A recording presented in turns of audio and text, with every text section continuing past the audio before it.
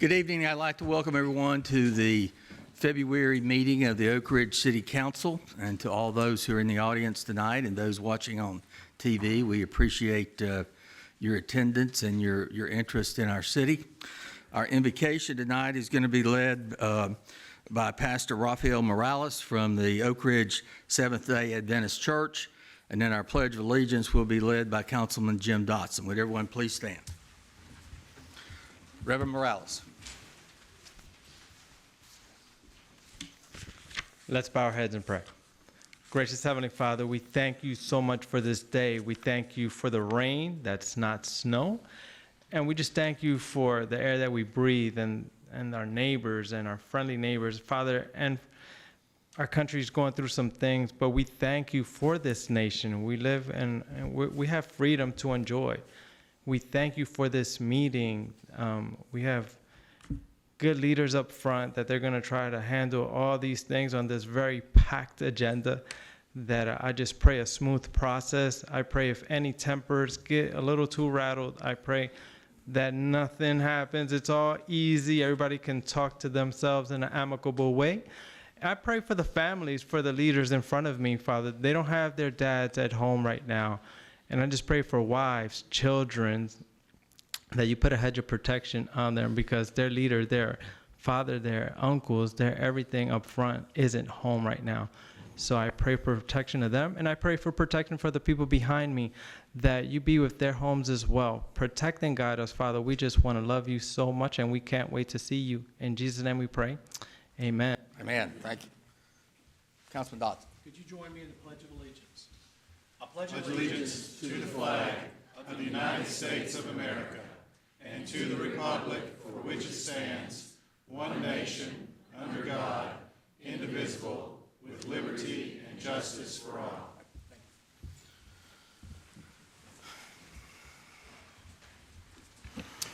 Roll call, Madam Clerk.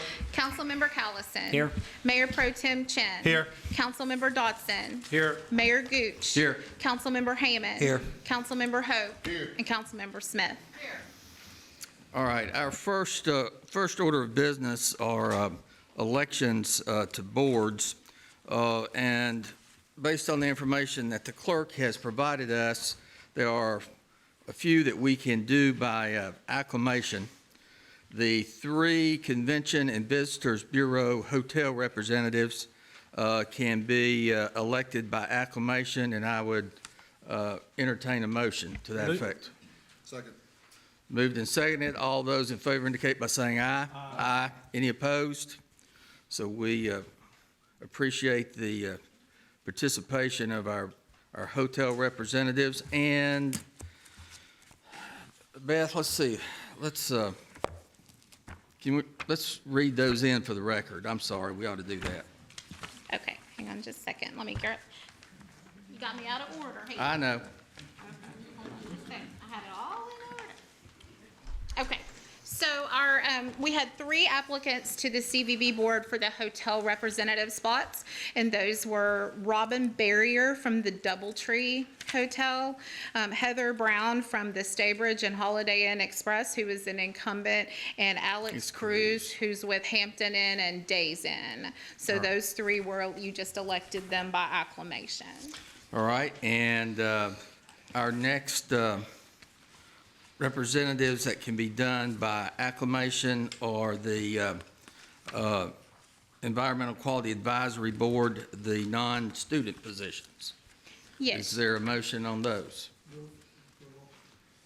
Second. Moved and seconded. All those in favor indicate by saying aye. Aye. Any opposed? There are none. And we congratulate Brittany Kramer and Darcy Holcomb.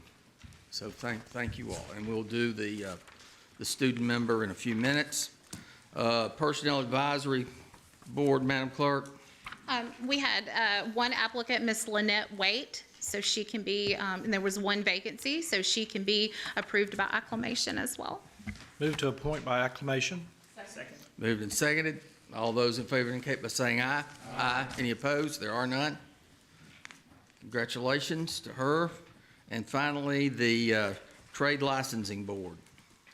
Yes, there's 4 incumbents. There were 4 vacancies and 4 incumbents. So those are Michael Maddox. I was trying to do them off the top of my head, but it's not going to work. I've got them right here. Michael Maddox, Joe McCarty, Danny Scott, and Jerry Sieber. Yes. So is there a motion? Move for approval. Moved and seconded. All those in favor indicate by saying aye. Aye. And congratulations to Mr. Maddox, Mr. McCarty, Mr. Danny Scott, and Mr. Jerry Sieber. So now we are back in the regular order on the elections. And the first election is, You're electing 1 applicant to the Anderson County Community Action Commission, and the applicants were Susan Asbury and Linda Rose. and ladies, are you present? If you would, please stand. Okay? And please make sure to sign your ballots. And everybody knows the rules. You have to have 4 votes to win. If a round goes and one of the candidates gets 0 votes, they're stricken from the next rounds. You have to have a vote to keep going.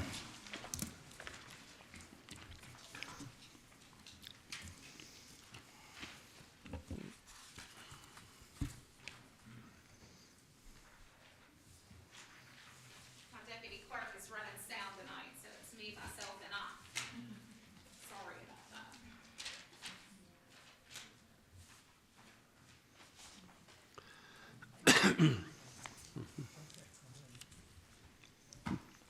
Councilmember Hammond votes for Asbury.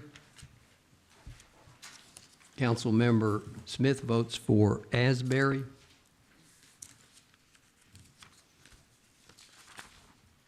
Councilmember Hope votes for Asbury. Mayor Gooch votes for Asbury. Mayor Pro Tem Chin votes for Asbury. Councilmember Dodson votes for Asbury. And Councilmember Callison votes for Asbury. Susan Asbury is elected to the Anderson County Community Action Commission. All right, congratulations, Ms. Asbury. The next election is for the Beer Permit Board.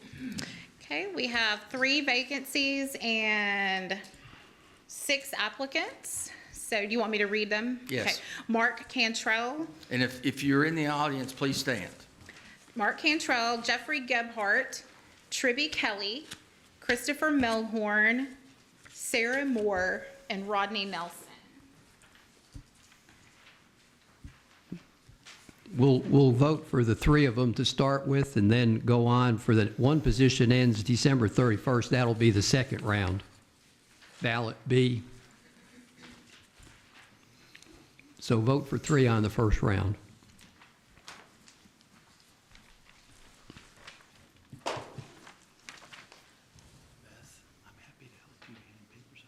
Thank you. Let me see how it goes. Thank you.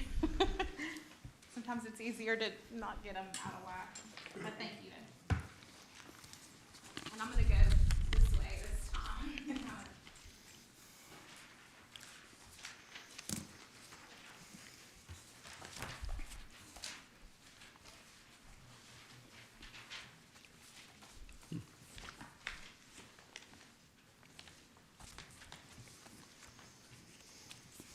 Councilmember Callison votes for Kelly and Nelson. Gotta have. Now, you got to have 3.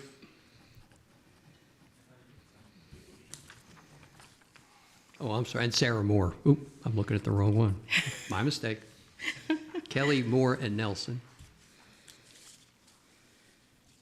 Councilmember Dodson votes for Cantrell, Kelly, and Nelson.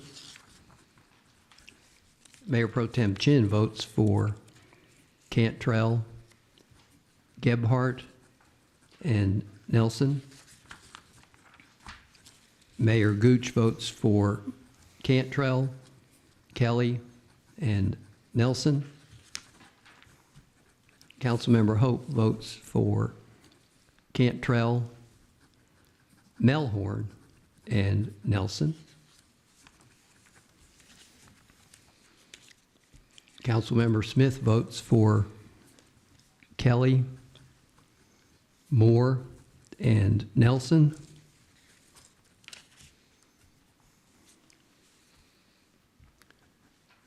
Councilmember Hammond votes for Cantrell, Kelly, and Nelson. Mark Cantrell, Tribby Kelly, and Rodney Nelson appear to garner enough votes to be elected to the Beer Permit Board. Can you, Mr. Krasinski, can you announce the votes? I mean, the number of votes? Oh, Mark Cantrell got 5, Tribby Kelly got 5, and Rodney Nelson got 7. All right, thank you. Did I miss one? So now out of Mark Cantrell, Trivy Kelly, and Rodney Nelson, one of those, there's 2 3-year terms and there's a balance of an unexpired term. So you all can, I've got the ballot here, if you want to put either Cantrell, Kelly, or Nelson as the one that gets the, you don't have to fill out the other 2, just the balance of the unexpired term. Cantrell, Kelly, Nelson.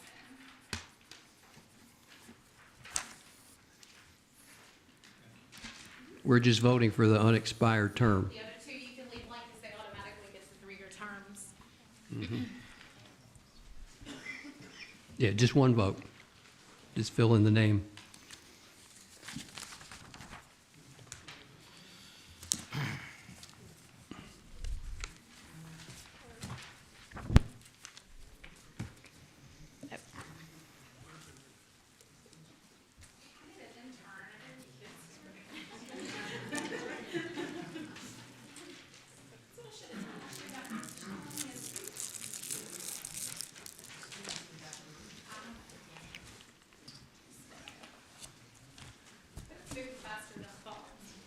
Okay, this is for the unexpired term. Councilmember Hammond votes for Cantrell. Councilmember Smith votes for Cantrell. Councilmember Hope votes for Kelly. Mayor Gooch votes for Nelson. Mayor Pro Tem Chin votes for Kelly. Councilmember Dodson votes for Kelly.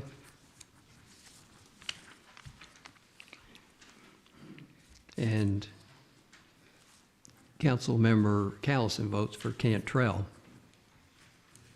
3, 3, and 1. Nobody got 4, so we'll have to go another round. All right.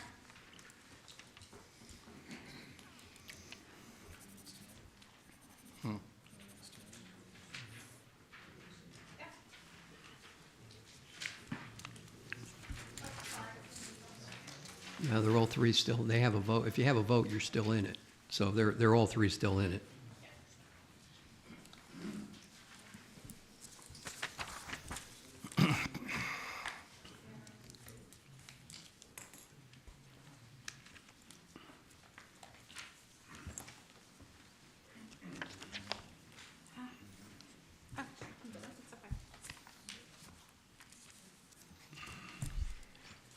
Mama, Deputy Clerk is so valuable.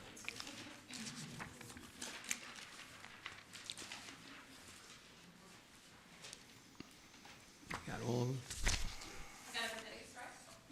Councilmember Hammond votes for Cantrell. Councilmember Smith votes for Cantrell. Councilmember Hope votes for Kelly. Mayor Gooch votes for Cantrell. Mayor Pro Tem Chin votes for Kelly. Councilmember Dodson votes for Kelly.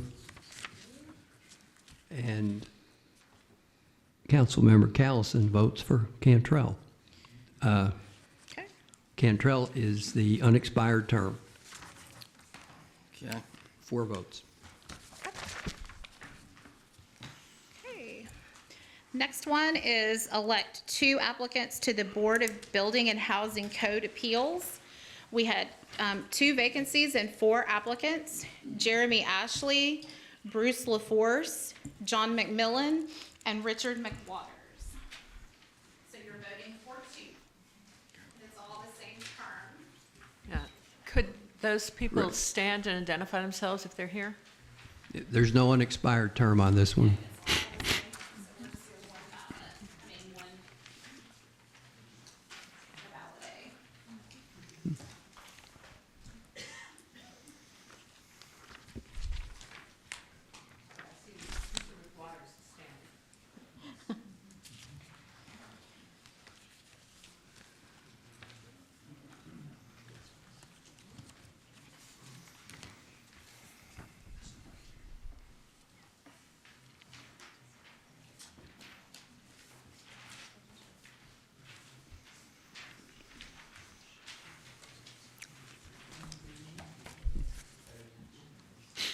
Get my steps in. Councilmember Callison votes for LaForce and McWaters. Councilmember Dodson votes for LaForce and McMillan. Mayor Pro Tem Chin votes for LaForce and McMillan. Mayor Gooch votes for LaForce and McMillan. Councilmember Hope votes for LaForce and McMillan. Councilmember Smith votes for LaForce and McMillan. And Councilmember Hammond votes for LaForce and McMillan. Bruce LaForce and John McMillan are elected. Okay. Okay. The next one is to elect 1 applicant to the Board of Zoning Appeals. And we had 4 applicants for 1 vacancy. We have Jeffrey Gebhardt, John McMillan, Roger Petrie, and Wesley Webb. And I'm coming.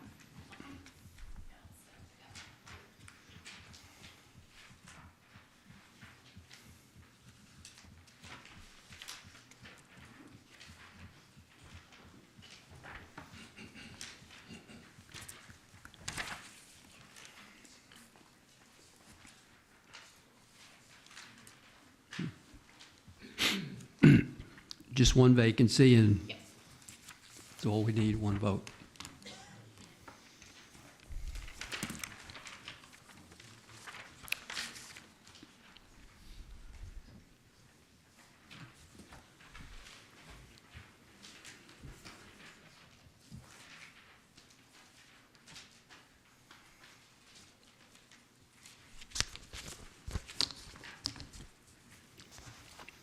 Councilmember Hammond votes for Petrie. Councilmember Smith votes for Petrie. Councilmember Hope votes for Petrie. Mayor Gooch votes for Petrie. Mayor Pro Tem Chin votes for Petrie. Councilmember Dodson votes for Petrie. And Councilmember Callison votes for Petrie. Roger Petrie's elected. Congratulations, Mr. Petrie.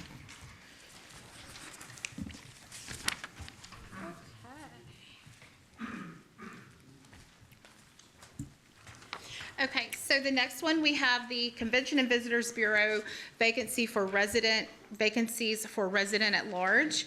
There are 2 vacancies, and there are 6 applicants. And I know at least one of them is here. I haven't been able to look behind me. Terry Dahm, Emily Jernigan, Tribby Kelly, Elise Morris, Brenna Russell, and Beth Shea. And you're voting for 2, and both of these are ballots of unexpired terms because of earlier resignations. So we don't have to specify.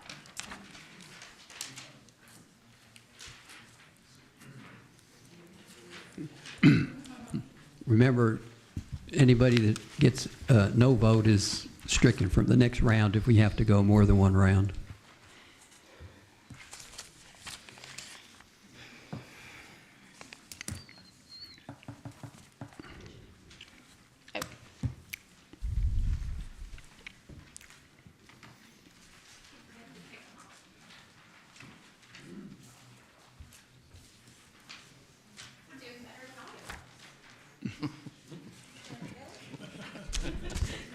It doesn't take much, it's faint praise. Which is why the mayor wanted paper ballots. Councilmember Hammond votes for Jernigan and Kelly.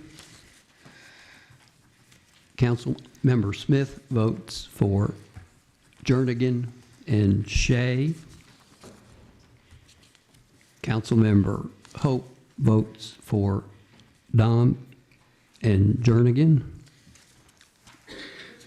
Mayor Gooch votes for Dom and Jernigan. Mayor Pro Tem Chin votes for Jernigan and Morris. Councilmember Dodson votes for Jernigan and Shea.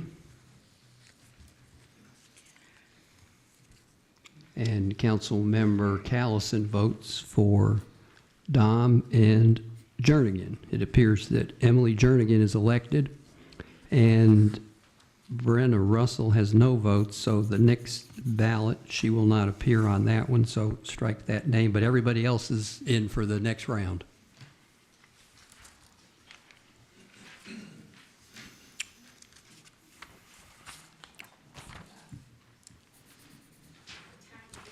Thank you.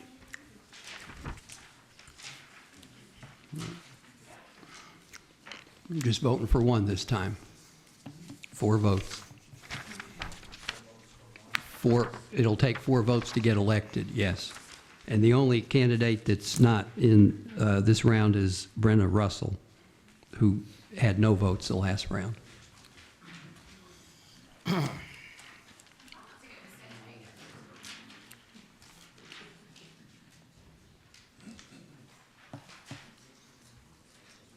Just one this time.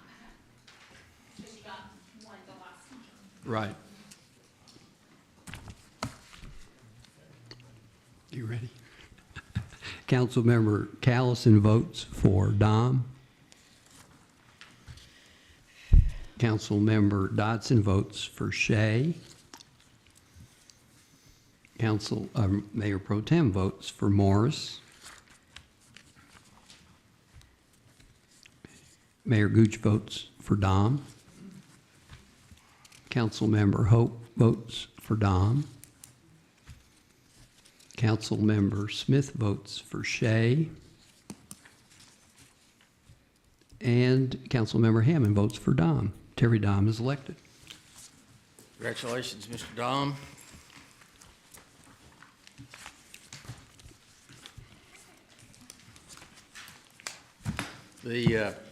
Now the student position for the Environmental Quality Advisory Board.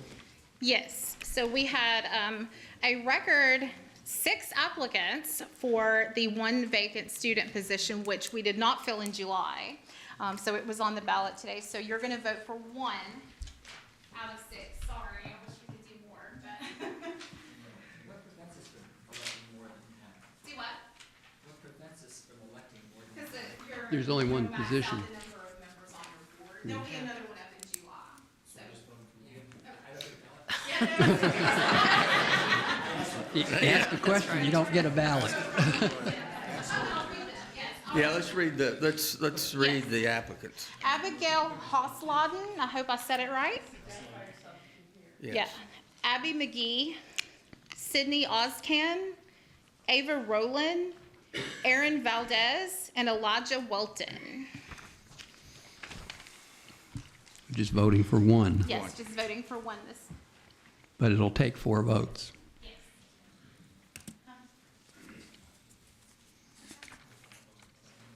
Yeah, it'll still take a couple, yeah.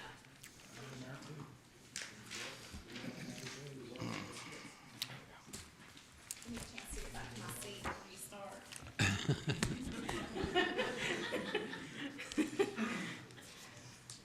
Okay, go. Ready? Rock on, yep. Okay. Councilmember Hammond votes for Oscan. Councilmember Smith votes for Houselotten. Councilmember Hope votes for McGee. Yeah, this is gonna be fun. Mayor Gooch votes for Houselotten. Mayor Pro Tem Chin votes for Oscan. Councilmember Dodson votes for Oskin. And Councilmember Callison votes for Houseland. We've got 3 candidates who have no votes, so Ava Rowland, Aaron Valdez, and Elijah Welton will not go to the next round. The 3, Abigail Houseland, Abby McGee, and Sydney Auscan, go to the next round. So the last 3 on your ballot will not go to the next round, so. Thank you.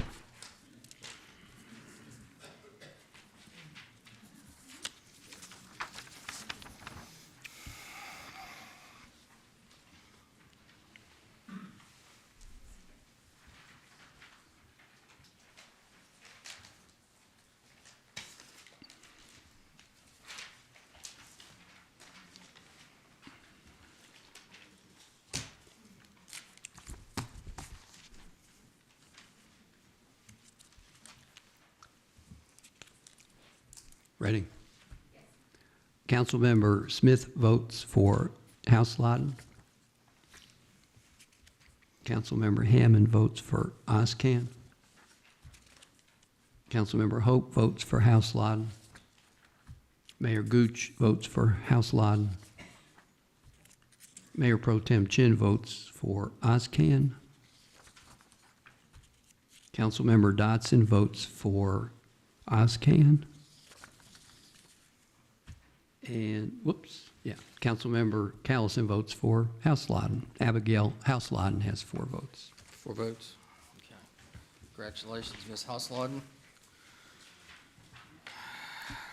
The next election is to the three positions on the Health and Education Facilities Board. Yep. And our applicants, we have 4 applicants, Elaine Bunick, Jeffrey Gebhardt, Janice Harris, and David Wilson. And you're voting for 3.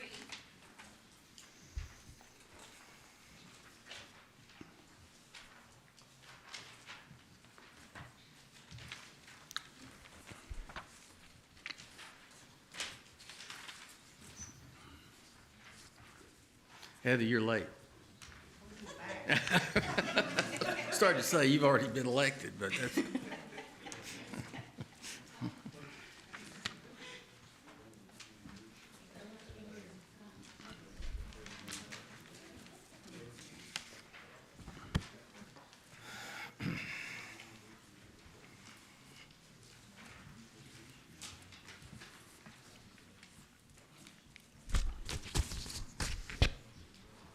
Okay, we're voting for 3. Councilmember Callison votes for Gebhardt, Harris, and Wilson. Councilmember Dodson votes for Bunick, Harris, and Wilson. Mayor Pro Tem Chin votes for Gebhardt, Harris, and Wilson. Mayor Gooch votes for Bunick, Gebhardt, and Wilson. Councilmember Hope votes for Gebhardt, Harris, and Wilson. Councilmember Smith votes for Bunick, Gebhardt, and Harris.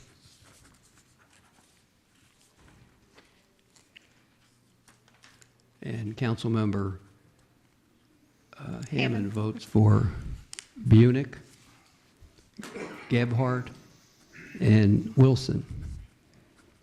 And it looks like I've got everybody with 4 votes, but the majority votes are Wilson, Harris, and Gebhardt. Bunick has 4 votes, but the others have more than 4. Is that correct? Okay. So it'll be Gebhardt, Harris, and Wilson will be the top vote getters. Okay, and just so, go over the vote totals again. My calculations are, and The city manager's checking me. Okay. Jeffrey Gebhardt has 6. Janice Harris has 5. And David Wilson has 6. And Elaine Bunick has 4. Okay, thank you. That's correct. Does that check? It is. Mhm. Okay. All right, the next election is to the, Oak Ridge Heritage Railroad Authority. okay, We have one vacancy. Our applicants are Gordon Fee and Richard McWaters.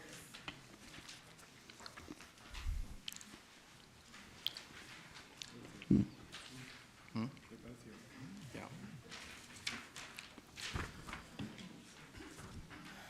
Mr. Fee and Mr. McWaters are both present.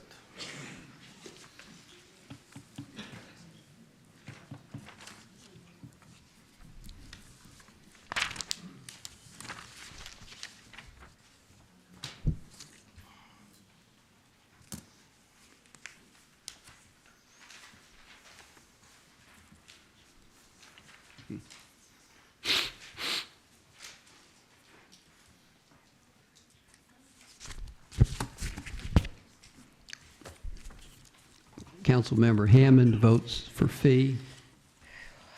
Councilmember Smith votes for Fee.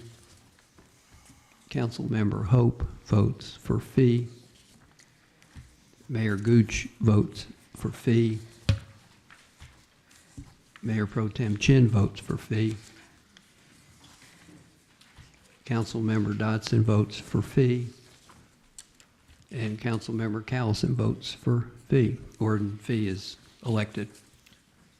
Congratulations, Mr. Fee. Next election is for one applicant to the Oak Ridge Housing Authority. Yes, and we had this one vacancy for 3 applicants. With 3 applicants, the applicants are Jeremy Ashley, Jean Lantrip, and Linda Rose.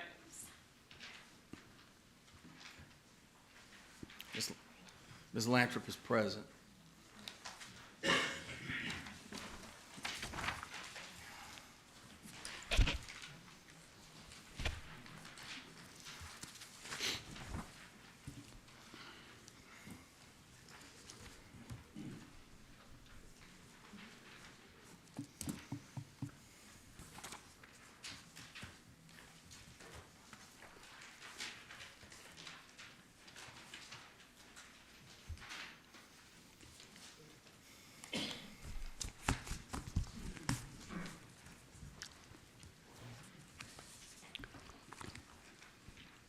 Councilmember Hammond votes for Lantrip. Councilmember Smith votes for Lantrip. Councilmember Hope votes for Lantrip. Mayor Gooch votes for Lantrip. Mayor Pro Tem Chin votes for Lantrip. Councilmember Dodson votes for Lantrip. And Councilmember Callison votes for Lantrip. Jean Lantrip is elected.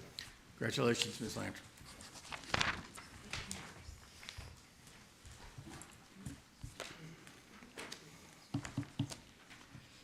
Okay. The next one is electing 2 applicants to the Land Bank, Oak Ridge Land Bank Board of Directors. The applicants are Naomi Asher, Melinda Hillman, David Mosby, Kristen Robertucci, and Judy Stone Wilson, and you're electing 2 spot applicants. And there's no unexpired term, it's just 2 votes, 2 applicants.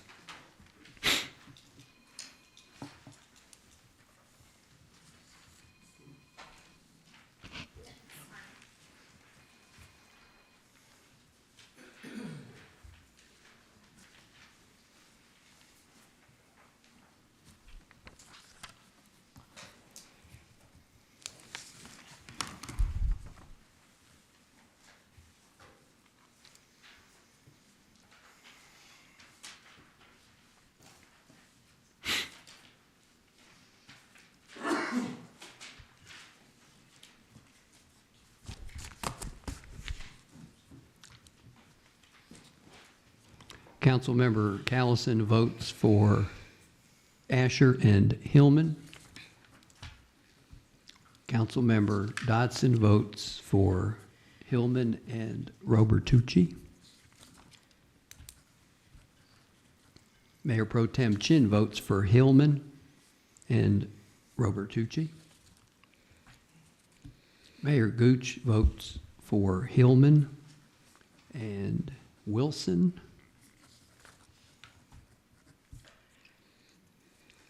Councilmember Hope votes for Hillman and Robertucci.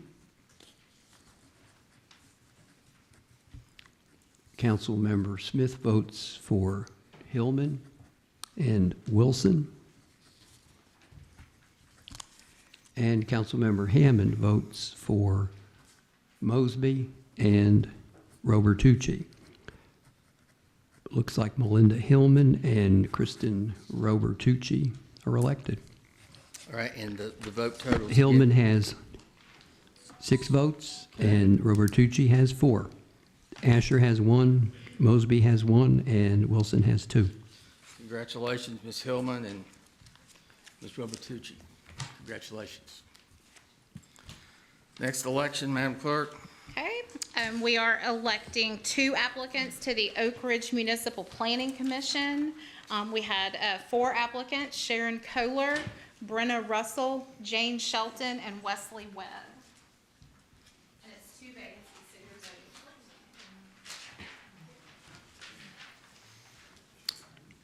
for. Once again, we're just voting for 2, and there's no unexpired term. And I'm sorry, Ms. Kohler, Ms. Russell, Ms. Shelton, Mr. Webb.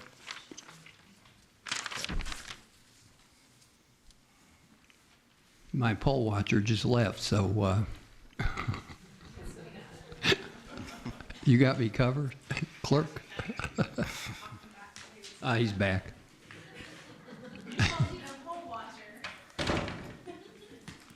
Checking the balance. Checking the balance. Hanging chads. Yeah.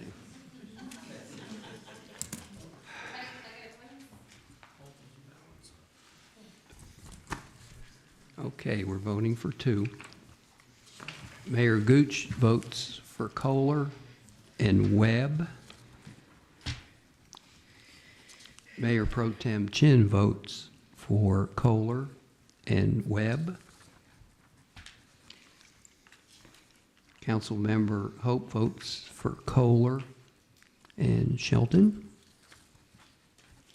Councilmember Smith votes for Kohler and Shelton. Councilmember Hammond votes for Kohler and Shelton. Councilmember Dodson votes for Kohler and Shelton. And Councilmember Callison votes for Kohler and Webb. Sharon Kohler and Jane Shelton are elected. Congratulations, Ms. Kohler and Ms. Shelton. All right. Okay, here's the fun one. Okay. Not that any of these others were not fun, but we have 2, 3, 4, 5, 6, 7, 8. We have, for Recreation and Parks, we have 5 vacancies. We have 11 applicants. So this probably won't be decided round 1, it might. Vote for 5. This is the most that we've ever. And there's an unexpired, you have an unexpired position that we'll have to go to another ballot to fill after we get the 5, so we won't be done just with the 5. We'll have to go to All right, another. Madam Clerk, if you'd read yes. the applicants, and if they're present, please indicate. We have Jeremy Ashley, Mark Cantrell, Angela Dietrich, Jake Greer, Christopher Melhorn, Lisa Plant, Brenna Russell, Bradley Spears, Ashley Taylor, Michelle Thornton, and Joseph Yates.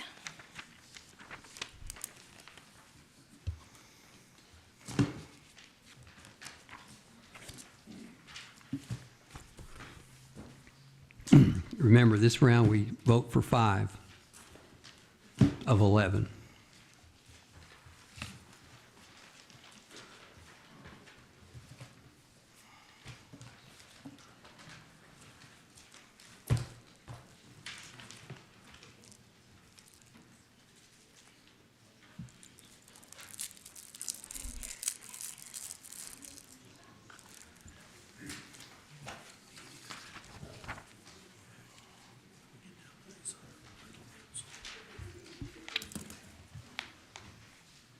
No, whatever.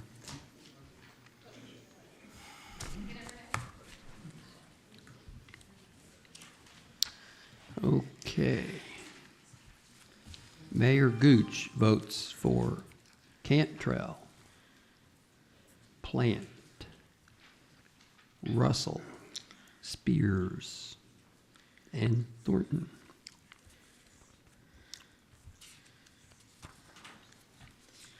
Councilmember Callison votes for Cantrell, Dietrich, Greer, Spears, and Thornton. Councilmember Dodson votes for Cantrell, Greer. Hold on. Go, start again what you just, because I'm trying to track them too, so. Okay. Start again, the one you Start at the just- beginning, or? No, the one you're on now, just the one you're on now. Okay, I'm on Councilmember Dodson. That's what I need, thank you. Okay. Councilmember Dodson votes for Cantrell, Greer, Melhorn, Spears, and Thornton.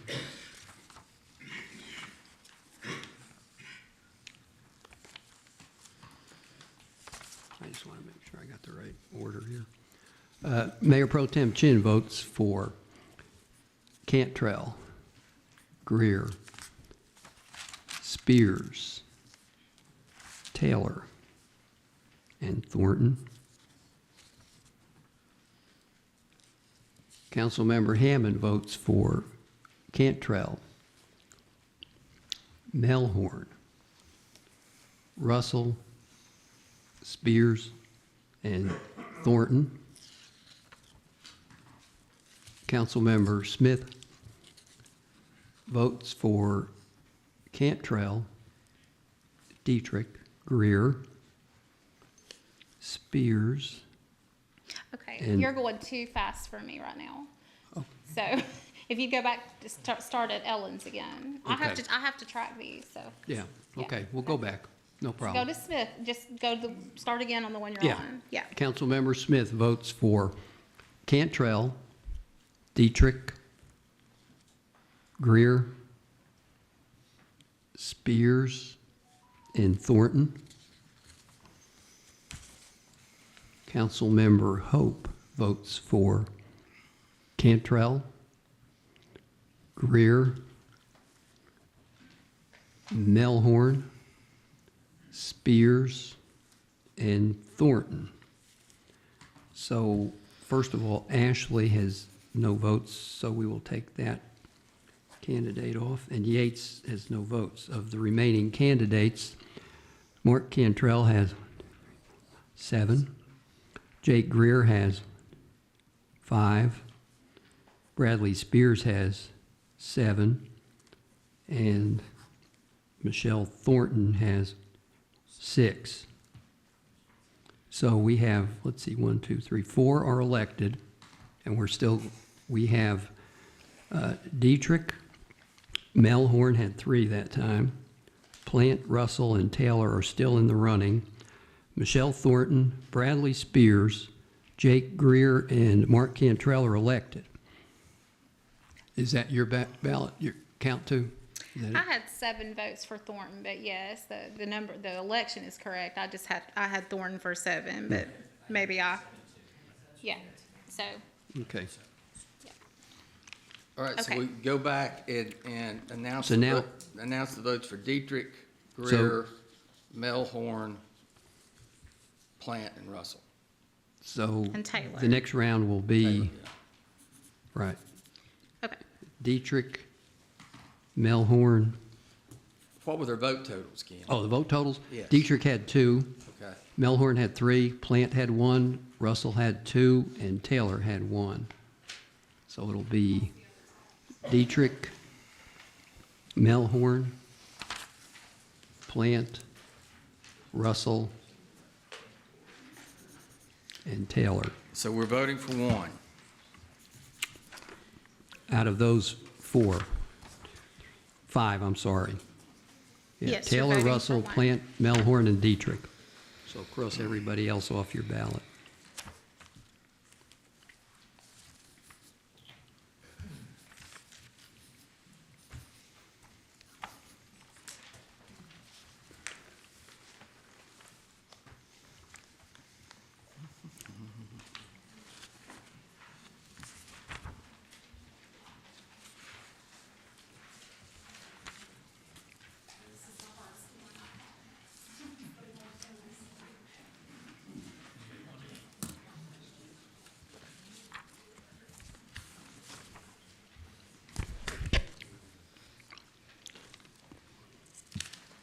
Councilmember Hammond votes for Melhorn. Councilmember Smith votes for Dietrich. Councilmember Hope votes for Melhorn. Mayor Gooch votes for Melhorn. Mayor Pro Tem Chin votes for Melhorn. Councilmember Dodson votes for Russell. And Councilmember Callison votes for Dietrich. Christopher Melhorn's elected, 4 votes. Congratulations, Mr. Melhorn. Okay, so there's just one balance of the unexpired term. So you're going to decide between Mark Cantrell, Jake Greer, Bradley Spears, Michelle Thornton, and Christopher Melhorn for the one balance of the unexpired term. Sure, if I need to read them again, Kim can probably read them again. Can you read them again? 1, 2, 3, 4. Yeah, I'm counting down. Cantrell, Greer, Spears, Thornton, and Melhorn are the eligible candidates for the unexpired term. So you'll have to fill their name in. Yeah, just fill the one that's for the balance. You don't have to do the others.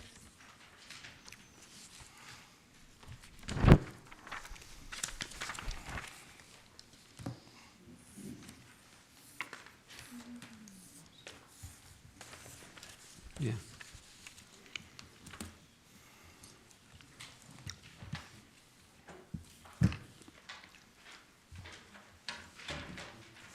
We have 2 left after this, so we're on the downhill slide. Think about how to type all these in. Okay, this is for the unexpired term. Councilmember Callison votes for Melhorn. Councilmember Dodson votes for Thornton. Mayor Pro Tem Chin votes for Melhorn. Mayor Gooch votes for Melhorn. Councilmember Hope votes for Melhorn. Councilmember Smith votes for Melhorn. And Councilmember Hammond votes for Melhorn. So Chris Melhorn gets the unexpired term, ending December 31st of 2021. Okay. Next election are for 5 positions on the Senior Advisory Board. Madam Clerk, if you read the names, please. Yes, we have Elaine Bunick, Jean Dunaway, Lindsay McKelvey, Jackie Nichols, Lisa Plant, and Linda Rose. And you're voting for 5, and there's 6 applicants.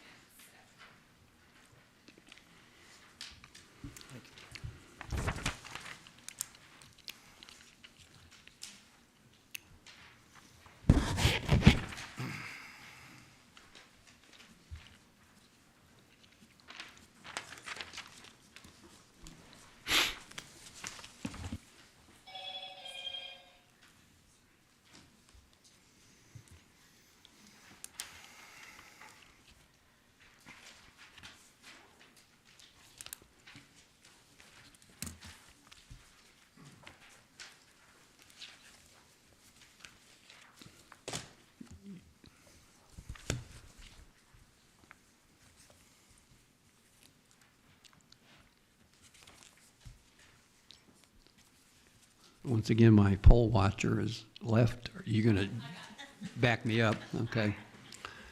Just don't go fast. I won't go fast. No, I'll read slow.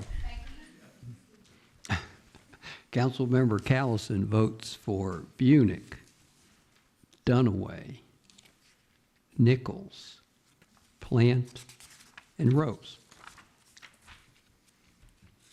Councilmember Dodson votes for Bunick, Dunaway. Sorry again, Dodson, unit. Okay. Councilmember Dodson votes for Bunick, Dunaway, McKelvey, Nichols, and Plant. Are you there? Ready? Councilmember Hammond votes for Bunick, Dunaway, Nichols, Plant, and Rose. Councilmember Smith votes for Bunick, Dunaway, Nichols, Plant, and Rose.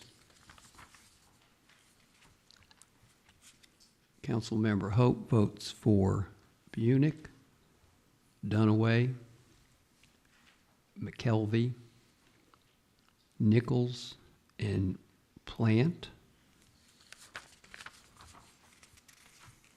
Mayor Gooch votes for Bunick, Dunaway, McKelvey, Nichols, and Plant.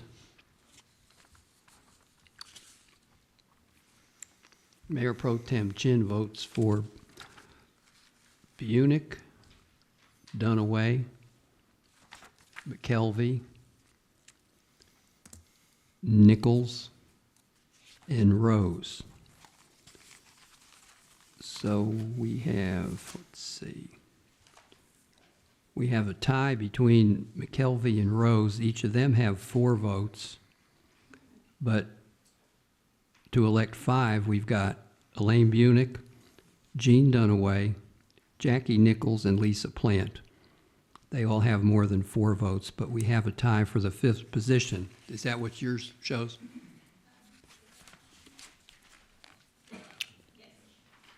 Okay, so the next ballot will have McKelvey and Rose.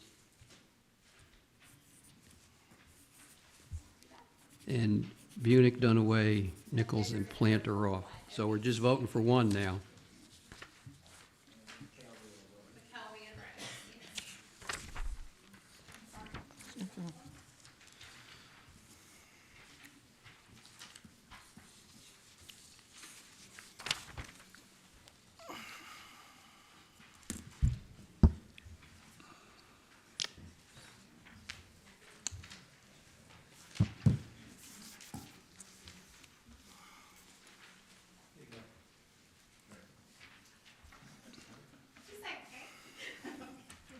Yo, Councilmember Smith. See how these elections can get confusing? I think they've done a great job. Now we're just voting between Lindsay McKelvey and Linda Rose. Councilmember Smith votes for Rose. Councilmember Callison votes for Rose. Councilmember Hammond votes for Rose. Councilmember Hope votes for McKelvey. Mayor Gooch votes for McKelvey. Mayor Pro Tem Chin votes for Rose. And Councilmember Dodson votes for McKelvey. So Linda Rose is elected for the 5th position. All right, congratulations, Ms. Rose. We gotta do we have one balance of an unexpired term. So you're gonna choose between, for the unexpired term, Bunick, Dunaway, Nichols, Plant, or Rose. And again, just fill in the one that's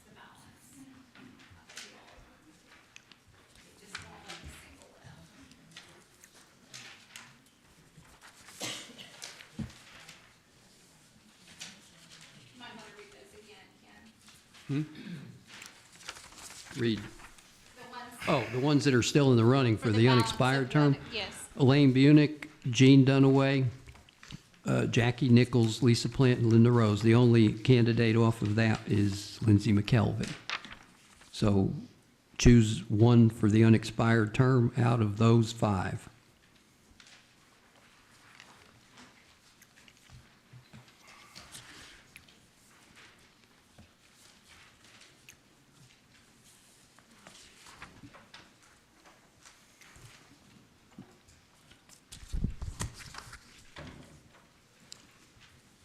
Okay, this is the unexpired term. Councilmember Callison votes for Bunick.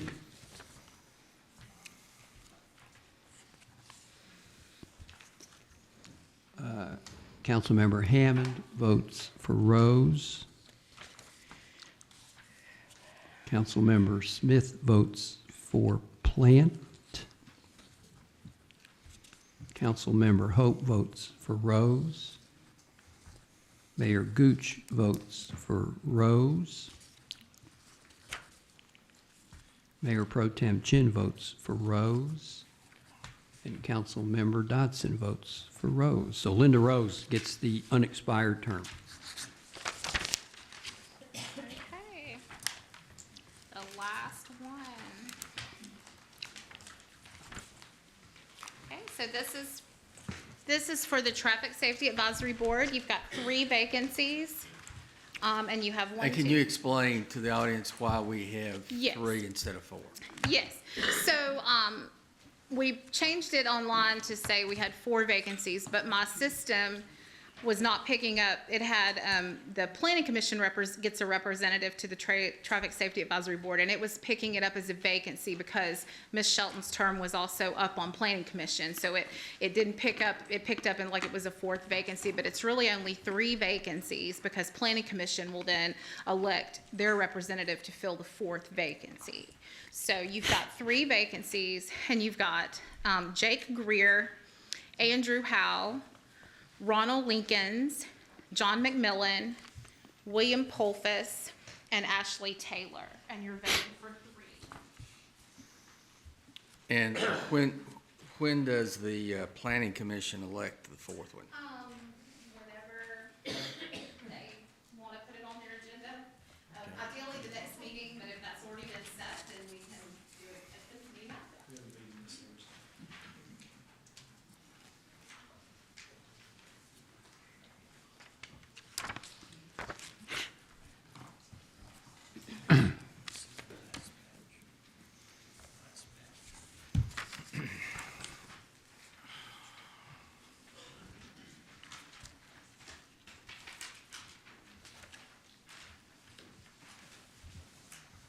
No, that's extra, those are extra copies.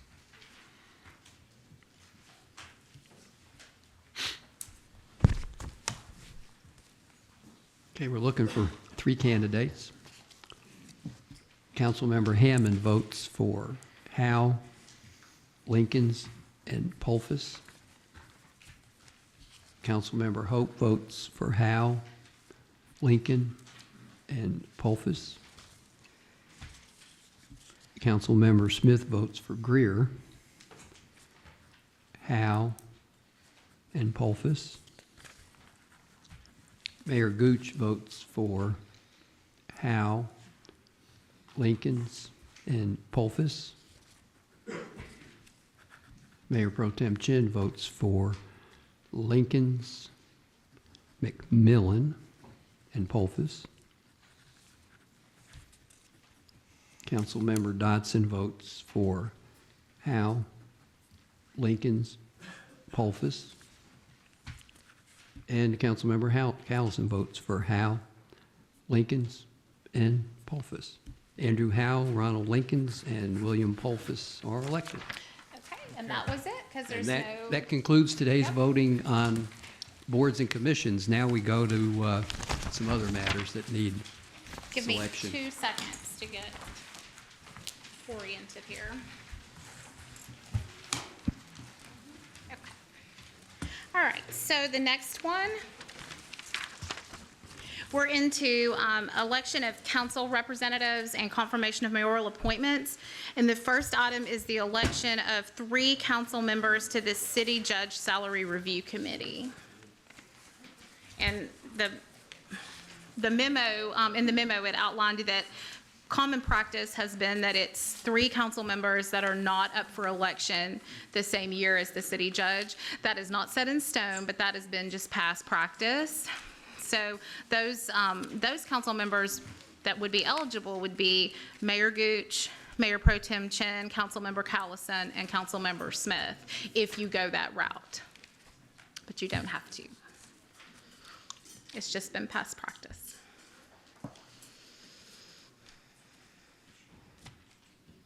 Okay, so we need to elect. 3. We need to elect 3. Yes.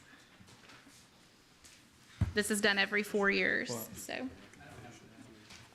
not a ballot. My recommendation would be Councilman Callison, Chen, and Smith. I move that we accept the city clerk's and mayor's recommendation of appointing Mayor Pro Tem Chin, Councilmember Callison, and Councilmember Smith to serve on the Ad hoc Salary Review Committee. Second.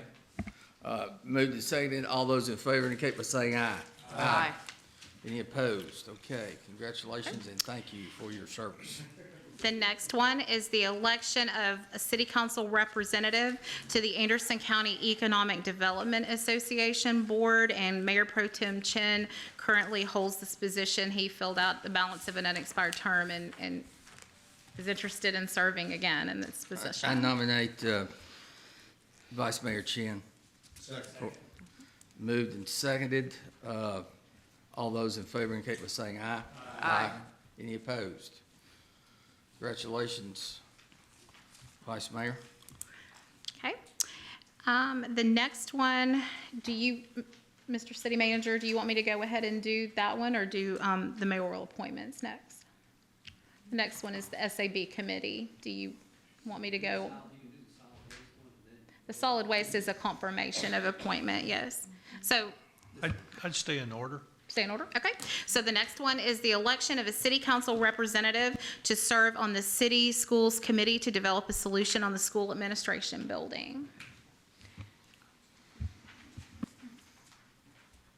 Okay. Go ahead.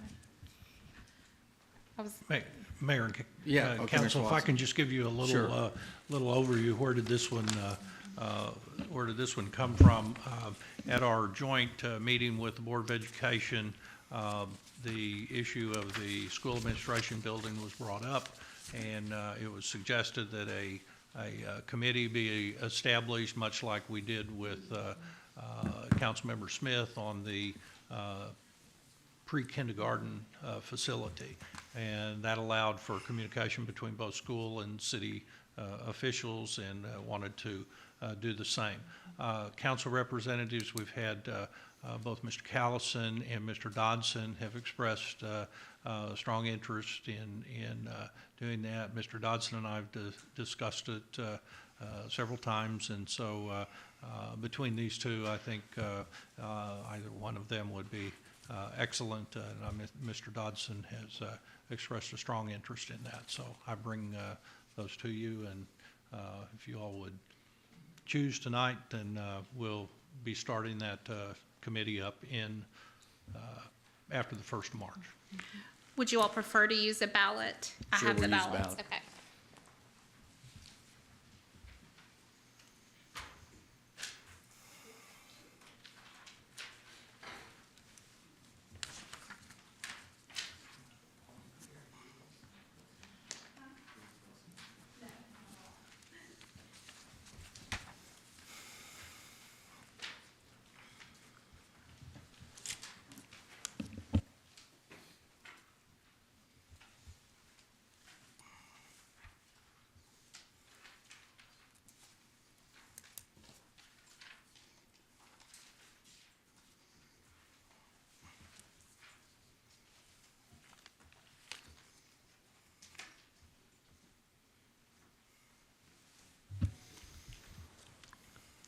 Mayor Gooch votes for Callison.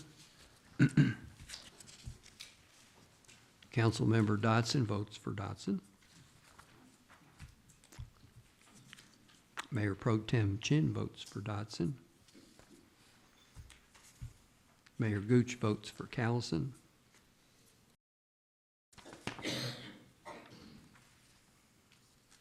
I'm sorry, did I mistake the first signature? Councilmember Callison voted for Callison. Councilmember Dodson voted for Dodson. Mayor Pro Tem Chin voted for Dodson. Mayor Gooch votes for Callison. Councilmember Hope votes for Callison. Councilmember Smith votes for Callison.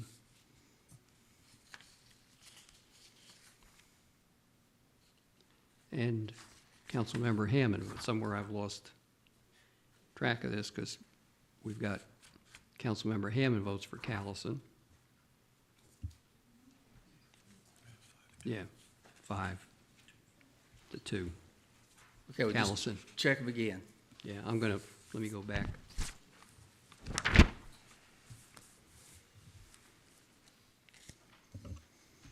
Okay, Councilmember Callison votes for Callison. Councilmember Dodson votes for Dodson. Mayor Pro Tem Chin votes for Dodson. Mayor Gooch votes for Callison. Councilmember Hope votes for Callison. Right. And Councilmember Smith votes for Callison. And Councilmember Hammond votes for Callison. 5-2, right. So Mr. Callison is elected 5-2. Councilmember Callison. All right, the next election is a confirmation of my reappointment of Shira McWaters to the Anderson County Regional Solid Waste Planning Board. I'd entertain a motion on that. Move for approval. Moved and seconded. All those in favor indicate by saying aye. Aye. Any opposed? Ms. McWaters is reappointed to the Solid Waste Planning Board.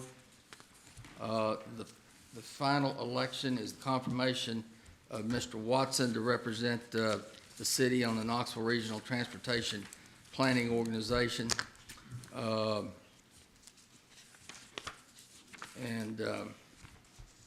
Is there a motion? Second. Moved and seconded. All those in favor indicate by saying aye. Aye. Any opposed? Mr. Watson is also elected unanimously. We are now on the next order of business. Well, first of all, that concludes all the elections, and I would, I think. I was also going to confirm the Anderson Aceta, which is a city manager position, and every few years every 5 years. Oh, I'm or so, sorry. we'll- Yeah, We'll Yeah, confirm and- that, so they've yes. got something for their record. that's correct. I move that we reconfirm the appointment of Mark Watson to the Anderson County Economic Development Association. Moved and seconded. All those in favor indicate by saying aye. Aye. None opposed. And on behalf of council, I'd like to thank all of the applicants for boards and commissions. We had an outstanding group, and we appreciate everyone's interest and willingness to serve. And Madam Clerk, the next elections will be when?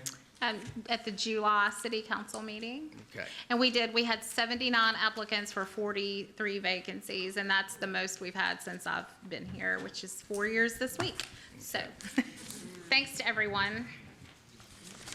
All right, the next order of business is a proclamation, Madam Clerk.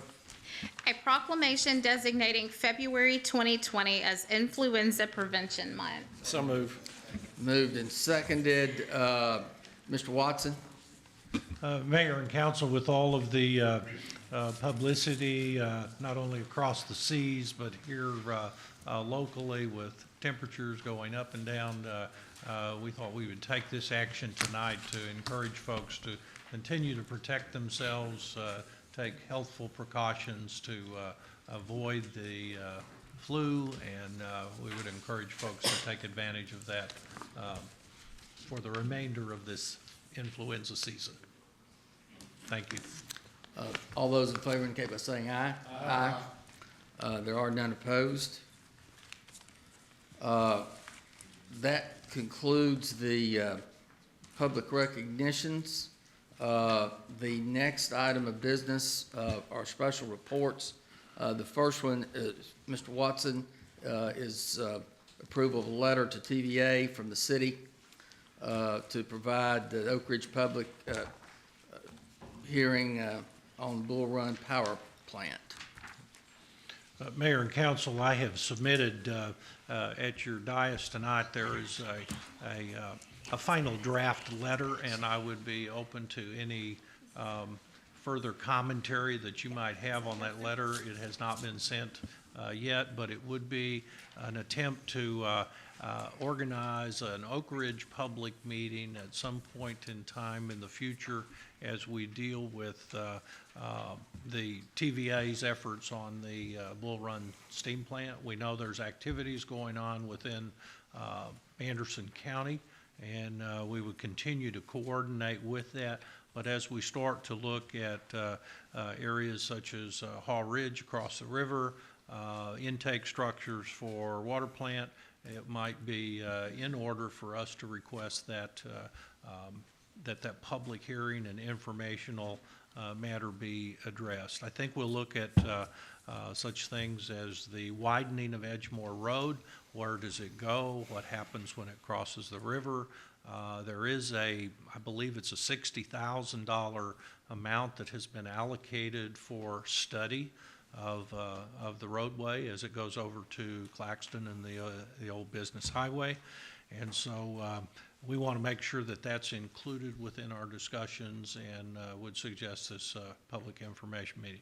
If you have other suggestions on language, I'm certainly open to modify it. So. And we're entitled to request this public hearing because the plant is within a mile of the city limits. That's correct. That's correct.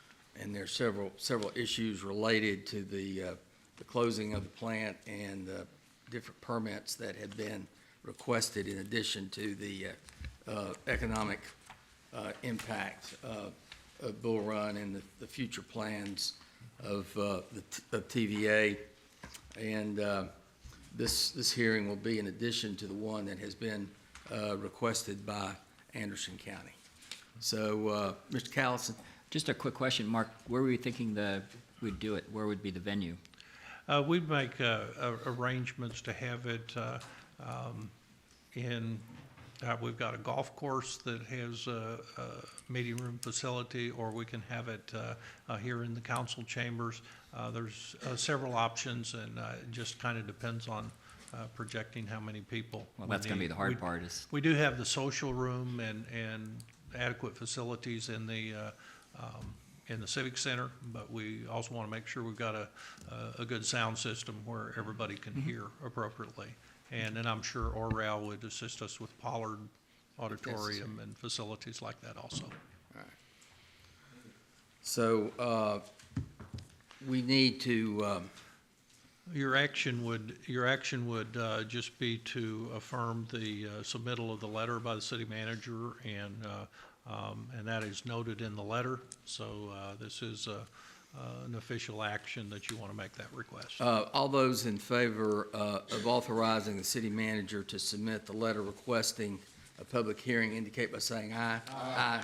Are there any opposed? It is passed unanimously. Next item of business is a special report from Mr. Watson and Council Member Hope regarding the status of the contract with the Oak Ridge Rowing Association. Mr. Watson. Mayor and council, several of you over the past month and a half have asked about current status of the renewal or addition of a new contract. That contract that we currently have with the Oak Ridge Rowing Association expired December 31st. You know, as I have advised to you, there is a need for some change in the contracts. The usage along the riverfront has changed over time, and so we have worked to develop a new contract. It is, you know, and I think that As we've looked at it, we've tried to work through the details of that. At the present time, we have Tammy Dunn of the legal department that is working with RRA on a contractual arrangement. Just so that you know, the ORRA has had a special event listing approved of all the rowing events up through June 30th of this year. And I have also authorized city attorney's office to send a rental agreement for the remainder of through 6/30, and that has been transmitted. And then, as I said, we're currently working on the new lease. In the background information, I wanted to clarify a couple of things that are stated in my report. Is that when we look at improvements along the riverfront, there have been substantial investments on the part of the city with respect to particularly the widening and the 8th lane improvements that have occurred. If you've driven out there recently, you've seen $300,000 worth of new light fixtures that are adding an additional safety factor all the way out to Edgemore Road. We have had a Tennessee tourism grant where improvements have been made on the electrical infrastructure associated with the site, so that as we look at some of these events and they need electricity instead of generators, they're able to plug into a pole. We are spending money with recreation and parks to go along the riverfront and create a new view shed, particularly for the NCAAs that are coming up at the end of the rowing season. So one of the things that we are looking at in the new agreement where it presently stands is a situation where the ORRA wants to use this as a lease agreement. They just want to rent property from the city. And so we've tried to assess how that works with us, because we've also looked at it as more of a community agreement where communications with our hoteliers, communications with our visitors bureau, all of those sorts of things are an important aspect of where we go with any type of future contract. We have we'll be preparing here very shortly for the bicycle races. USA Cycling Group will be coming back to Oak Ridge for a number of years, and so that's coming into play. And so we're going to be fixing the hole in the wall that has been out there where a car ran through it a couple of years ago, and that becomes now a public improvement as we make that change. So as we look at this, I think that Mr. Hope and I wanted to bring attention to the council. We can receive any information from you. We continue to monitor this on daily and weekly basis. We do want to encourage ORRA to attend the meetings of our Recreation and Parks Group, where city staff members get together and participate in the planning for these events, much like we do the Secret City Festival and other events in town. I know there's some work with the hotelier associations, and they're trying to, ORRA is trying to work with them on coming up with a capital investment surcharge type arrangement for those visitors. We are out of that mix, though, because I believe that needs to be part of a contract for, if we are to receive monies and pass through, then that also needs to be well-defined and well taken care of as we look at that. So that's kind of my summary, and I'll let Mr. Hope add any additional details that I've left out. Mr. Hope? Thank you, Mark. Just real briefly, one of the things we were trying to do back in late fall was try to figure out the best possible agreement between ORRA and the city. One of the things we need to do is, as that lease came to its end and it was expiring, was we need to make sure we're being good stewards of an asset out there along the riverfront, especially as we're putting substantial capital investments into the riverfront and developing the riverfront as a multi-use type facility.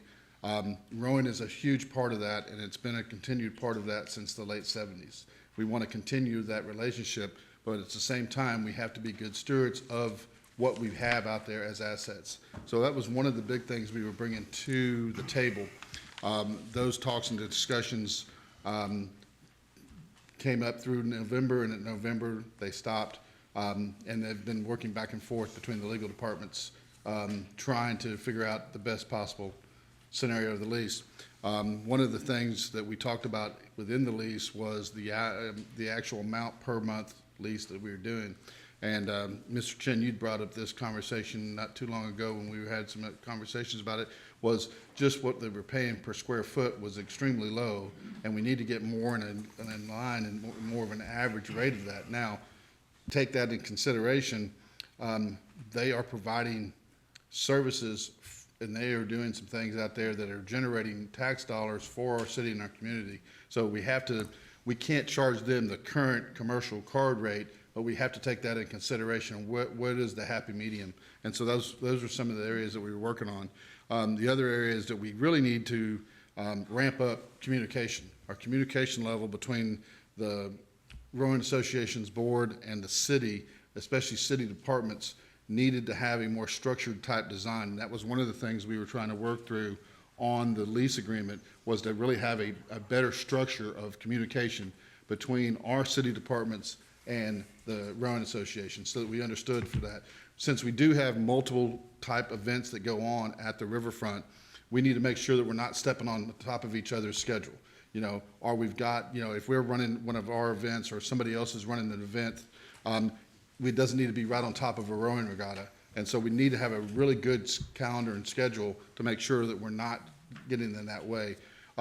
This time of year is when they start their spring training, so there's a lot of activity out there, and it kind of just ramps up from here, as does our own activity within our park and recreation, and everybody here knows that.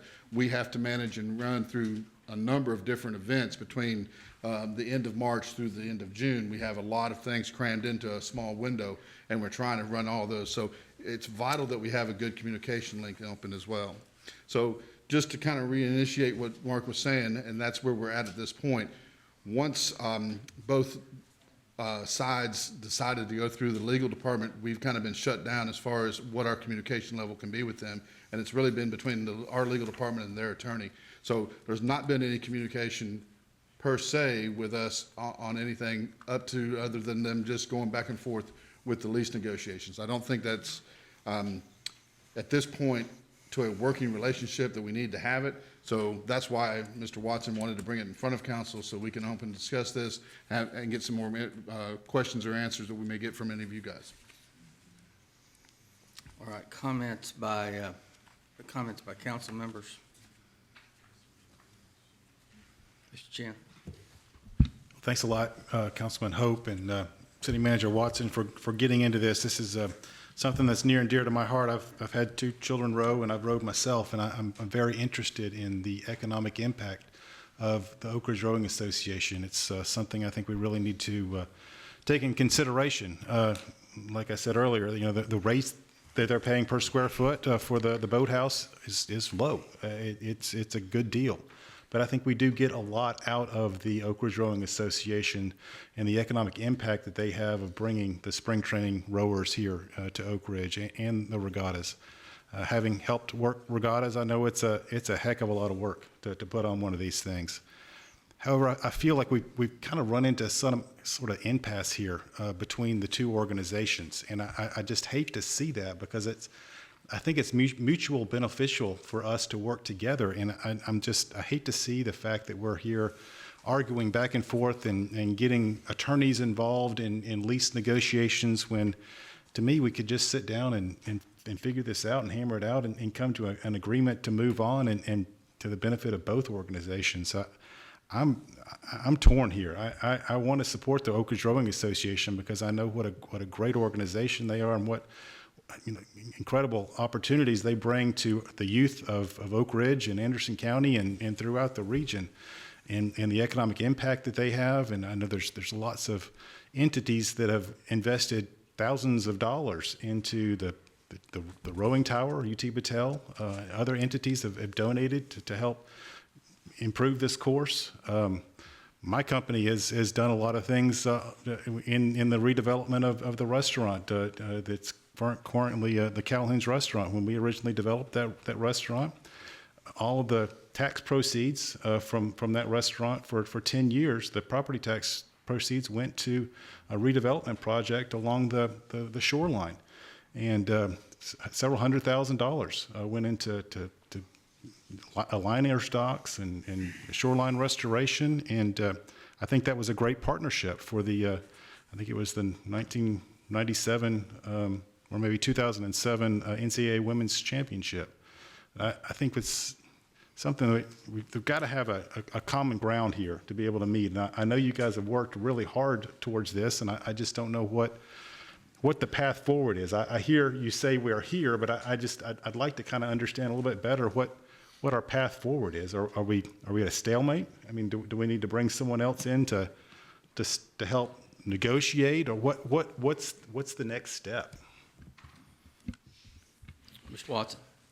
We are in, so the last document that we forwarded to the attorney representing ORRA, we had some comments that were sent back and said this needed to be changed, and we have reviewed those and are bringing those back, and we are ready to send that reply. We needed to get. There was some worry about whether, hey, we don't have an agreement now. What do we do? How much do we pay? What's the rent, et cetera? And so that is firmed up, and we also have the special events approved. So there's not any fear of shutting something down.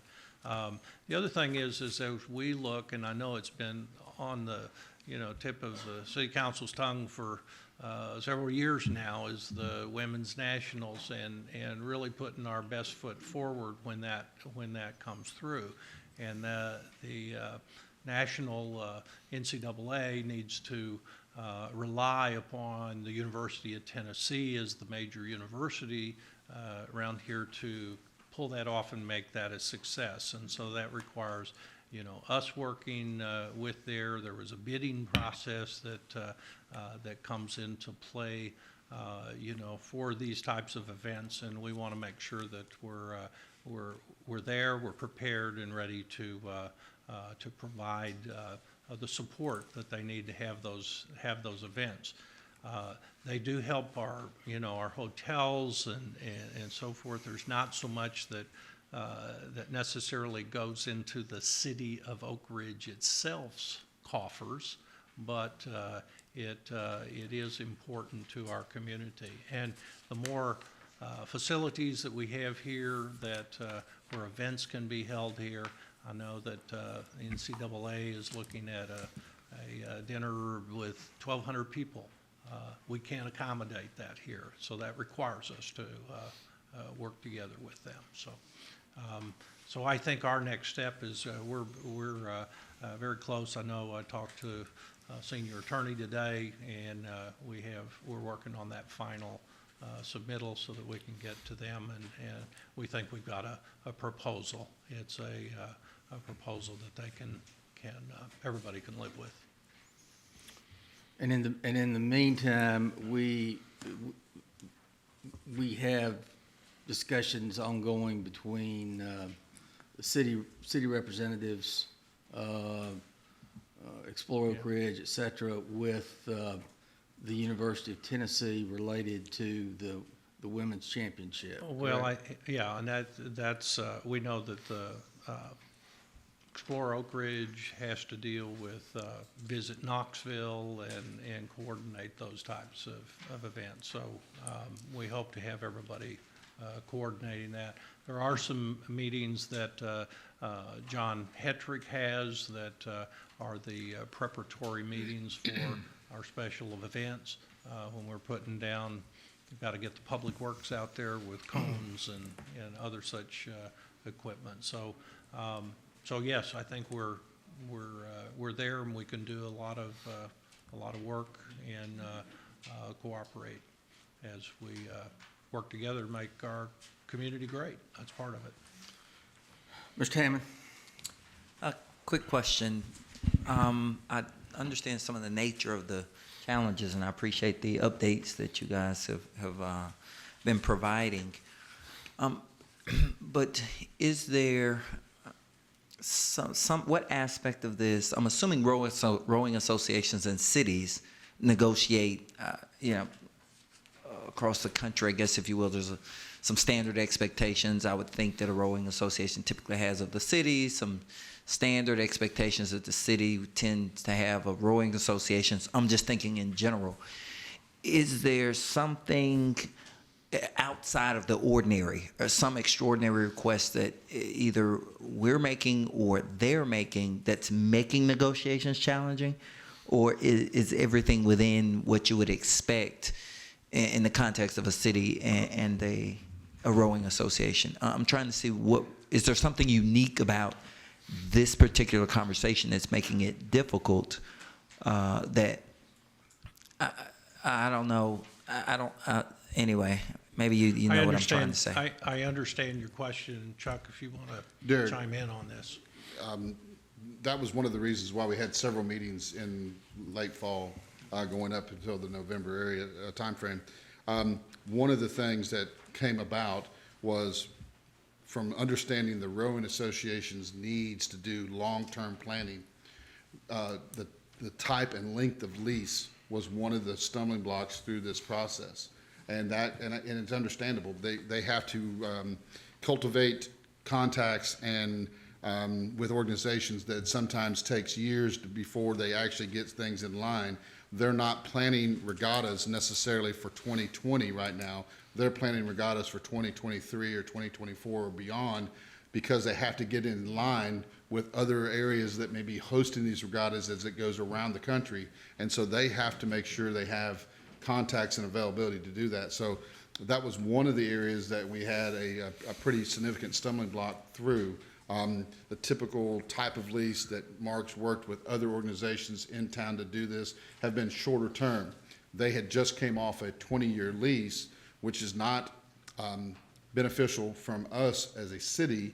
It's such a long-term contract or long-term lease. There's no way to be good stewards of our facilities out there over a long term like that.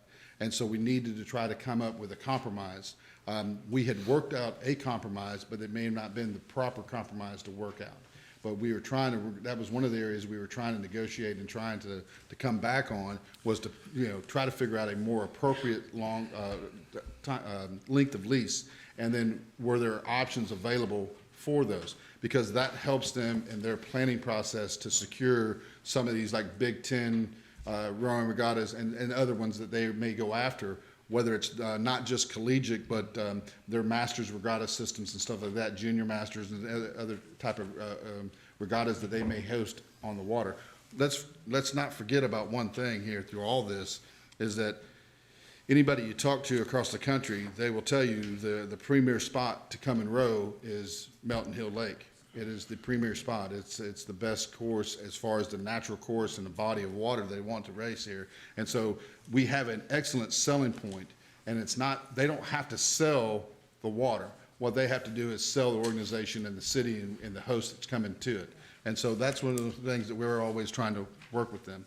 And that's one of the reasons why over the last course of close to 20 years, we have developed the waterfront program, we've developed the waterfront project, and have started to work and chisel away at some of the infrastructure that needs to be done.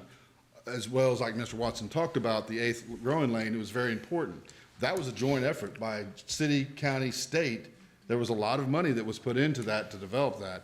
And besides that, we have several things within our capital improvement CIP right now that we're getting ready to start to spend additional tax dollars on the waterfront area for that to be beneficial for all citizens, not just the rowing association, but for all citizens across the community to be eligible.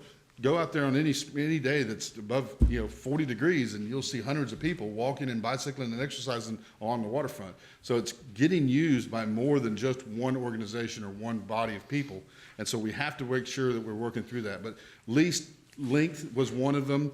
Least rate was another one. So there were several issues that had to be worked through, and we were working through those. But at the end, it just kind of stalled out, and so that's when we got it back to you all. Taking that as a real quick example, let's take least length. What's the length that's standard, if I can put it like that? Is there a normal length, or are they all over the map? And then what are they asking?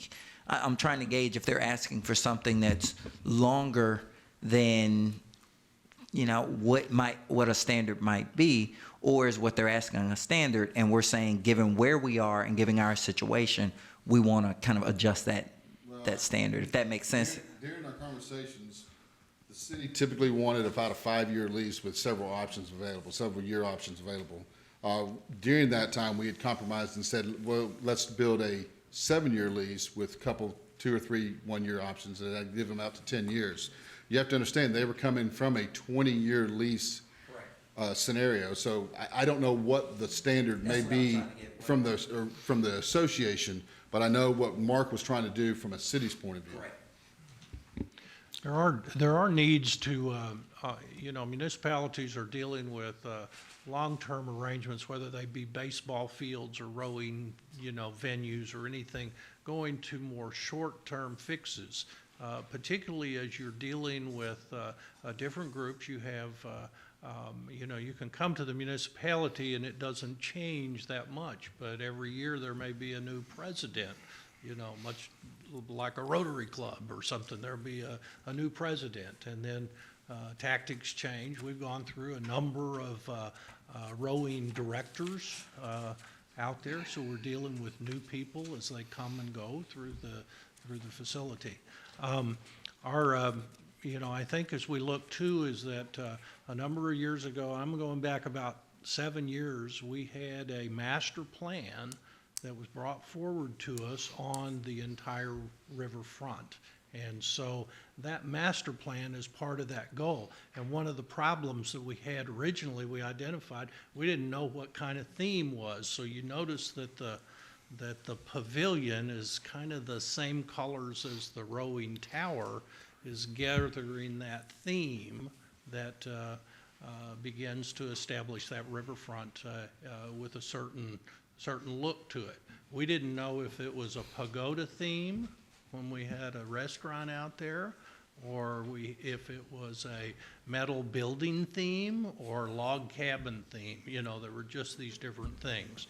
And so the master plan that the community has looked at is to try to develop that a little differently. 8th Lane was an incredible portion of that. We got money from the state to fix that, but we also put in,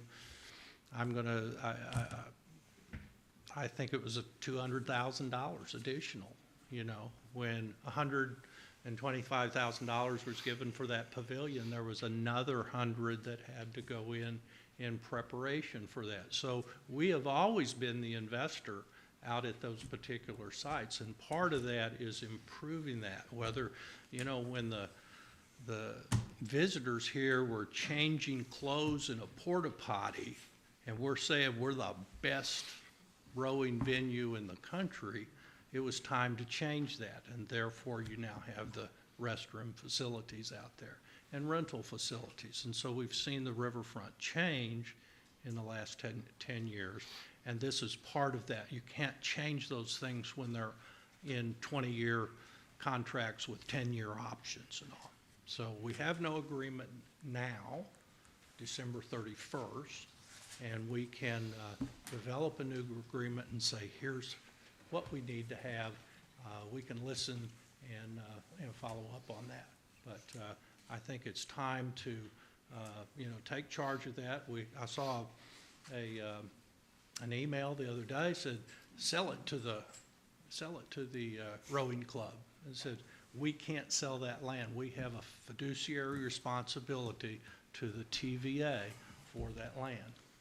So it's not a sellable place. You got to go upriver if you want to buy land on this, so.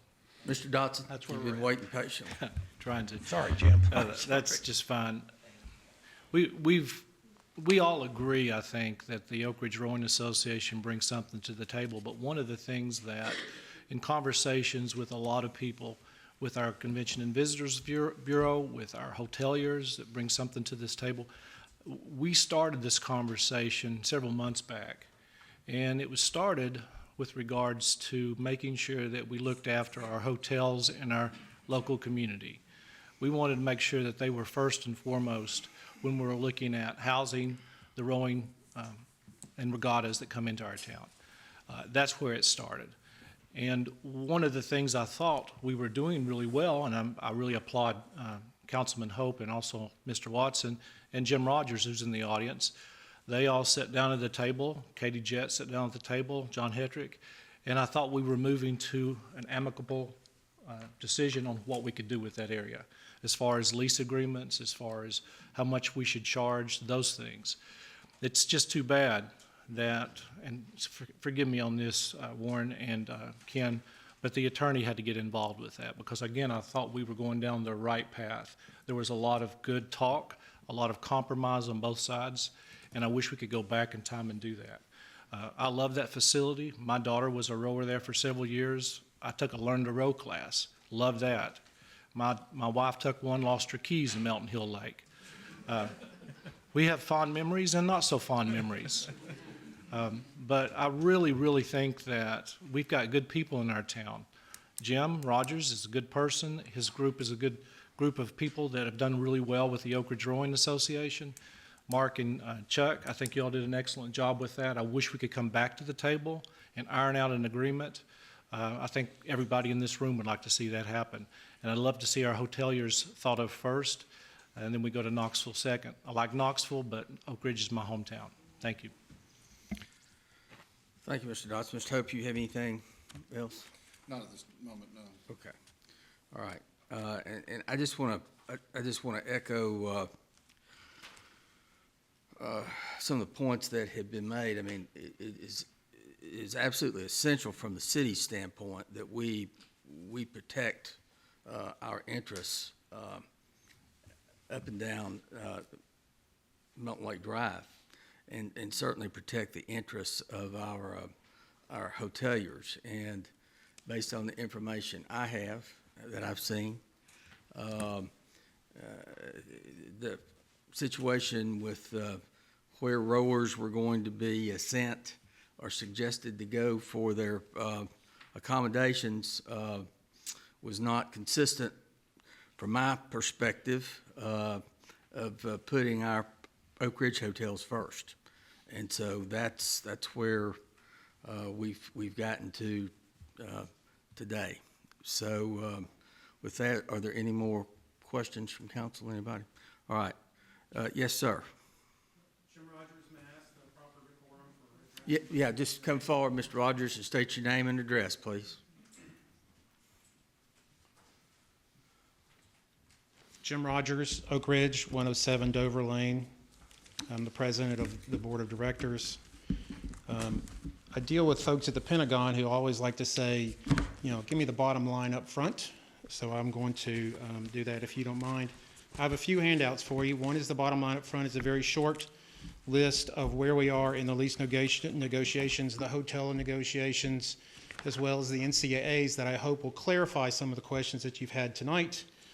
The second is, for your reference, it is the current special use agreement that changes the terms that we have through June of this year, including adding costs for services from the city, which is a new item that we are dealing with, as well as our proposal back to the city and the latest comments from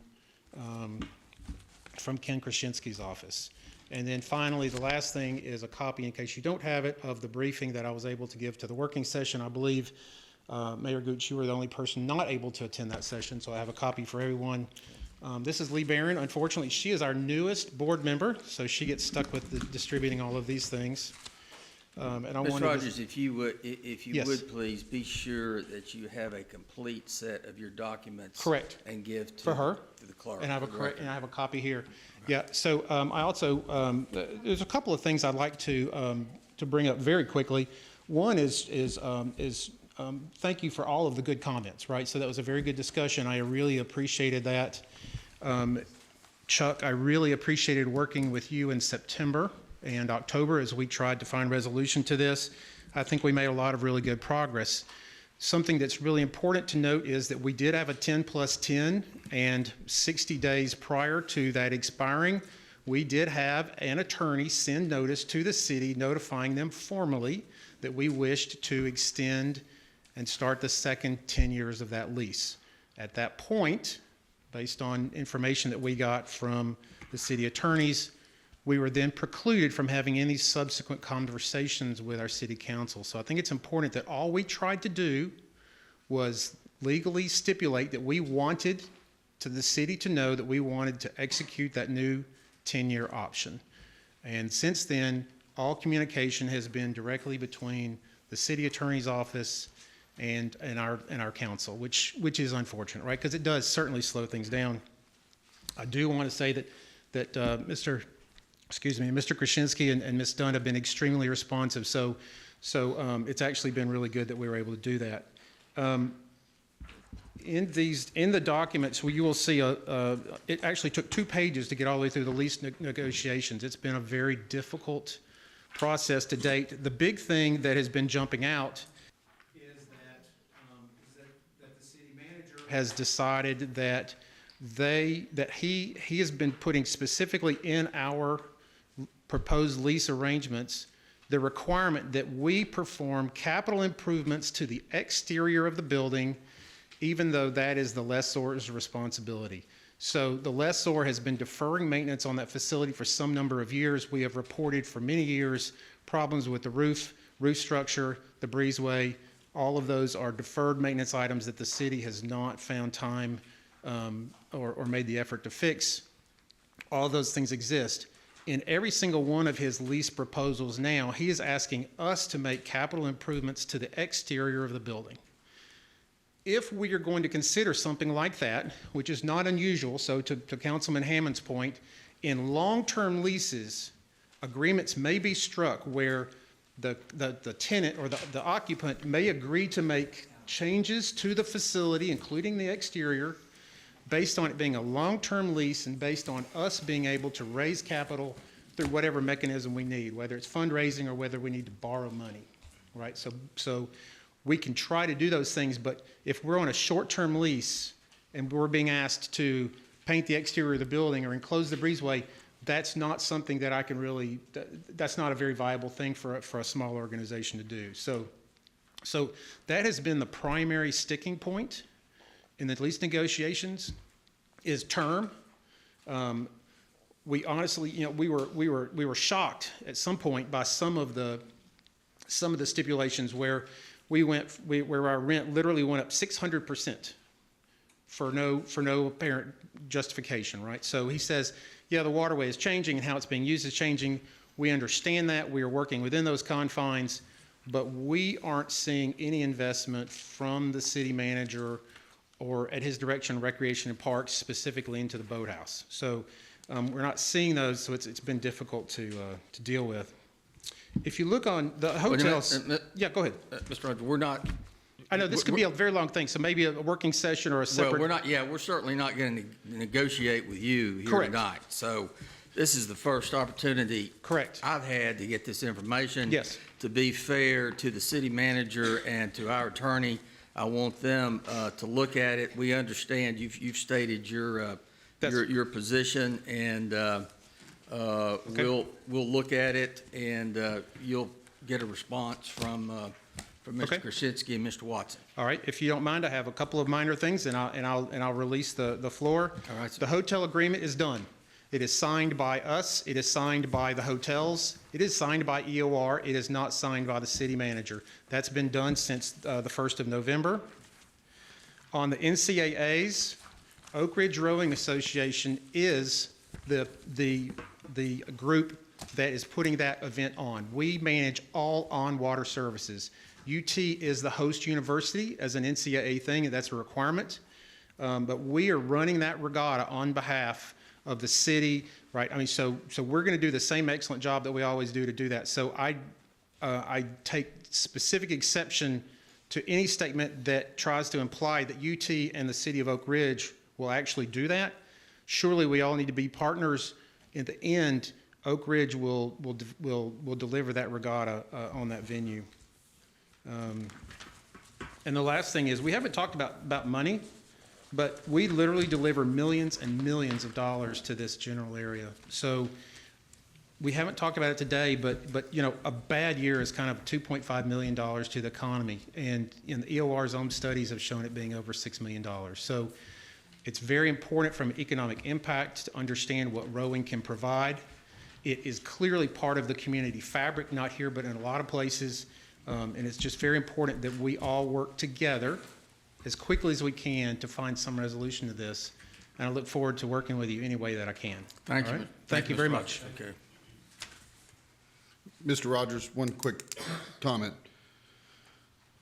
Mr. The reason that the city has contacted UT was to make sure that the things that happen off the water, you talked about managing and running that on the water. Correct. There is going to be several thousand people here during that weekend, much like other regattas. There are a number of things that have to happen logistically within the city and within the city departments, whether it's fire and rescue, whether it's police traffic control, whether it's our utility departments and cones and everything else, traffic flow, our park and recreation, all of that has to happen. So there is a number of different departments that will have to plan and be coordinated through that. So them being the host college for the NCAAs and us being the host city, it's imperative that we talk. Correct. We started this conversation back during our negotiation time during September and November, or September and October, stating that we needed to be in the loop early, very early on. We are now in February, and this happens in June. So Sarah McAuliffe and I attended the meeting on February the 5th with the city. Mr. Hetrick was not there, Mr. Watson was not there, but we met with all of the special events staff, including police department, fire department, public works. They were all there, and we discussed this event in considerable detail. We also had other meetings directly with the planner for the city, Stephen, somebody, and Park and Recreation and Parks, where we've gone through in great detail the plans and even the aspirations that the NCAA has brought to us for running this event. So I don't know what you might have been told, but we are working within the bounds that we're given that Recreation and Parks can't respond to me to an email or a phone call. So I'm only able to deal with them in places where I might have a public meeting, and we are attending those. So our conversation with the UT was on February 3rd. And so being present at that meeting, I made sure that we had a clear communication between the city and the University of Tennessee. Okay, good. Thank you. Mr. Dodson, have you got? Yeah. Mr. Rogers, would you mind coming back up just a second, please? Sorry. That's okay. So what I keep hearing a lot of is communication, and I think it's imperative that we have good communication. You have a board. Correct. Do we have any Oak Ridge residents on the board? Yes. We do? Quite a few, yes. Terrific. I'm so glad we do. Would you all ever entertain having somebody as a representative on that board from possibly the Convention and Visitors Bureau or a representative from the city of Oak Ridge? Very quickly, we did talk about that at length, and the short answer was that that participant, perhaps Katie Jack, is Katie still here? Yeah, there's Katie. So if they came to that portion, there is certainly a public portion, so we always have our board meetings on the same day, at the same time, in the same place, and any person is welcome to attend that. If we go into what we consider business-sensitive topics, we close the meeting at that time. If there is an opportunity for people from the city of Oak Ridge or EOR or others to participate during that open portion of that meeting, we're happy to do that. But there are business-sensitive things that we would close. Okay, so the answer is no. The answer is no. The answer is yes. No, the answer is no. Did I misunderstand his question? Yes, his question was, well, Mr. Dotson, I'll let you restate your question. Well, my question is, would it be possible, and I'm going to go ahead and I'm going to phrase it this way, would it be possible to have, let's say, a voting member of your board be a representative from the Convention and Visitors Bureau or from the city of Oak Ridge? And he can think about it, because we're not going to negotiate. I'm happy to consider that. Okay, thank you, Jim. Appreciate it. Thank you. Any other questions? No. Thank you. Thank you, Mr. Dotson. All right, the next item of business is the consent agenda, and for purposes of asking a question, I'm going to remove item E. Is there a motion to approve the other items A through D? So moved. On the consent. Moved and seconded. All those in favor indicate by saying aye. Aye. And they are approved. We are now on Resolution E, a resolution authorizing acceptance of Tennessee Counts grant from the Tennessee Office of Criminal Justice Programs in an amount of up to $10,000 to be used in the city's efforts to promote the importance of the 2020 census. And Mr. Watson, I want to come to you to get your explanation as it relates to some of the representations, warranties, and extensive number of documents that we are being asked to execute related to this $10,000 grant. Mayor and council, as we, in the next 45 days, we will be dealing with United States Census count and also a post count as we try to collect counts on both of those. The application is merely for $10,000 in additional supplement, which I think we can use for, brochures and social media contacts, and we've talked to the schools about, flyers and things that can assist in bringing attention to this matter. Now, you will notice that it puts us as high-risk designation, and I bring this to you as we talk to Finance and Budget Committee that a while back we had an audit finding in our city audit where we had utilized expenses for the purchase into a regional radio system, and that was with the police department and the fire department. Okay, the second thing is when this created an audit finding because we had received cash from the United States government to pay for that radio system. Initially, the radio system worked. We were trying to work with Department of Energy. We found incompatibility and held off as we dealt with that issue. That audit finding in using the DOJ cash grant that we received created that finding.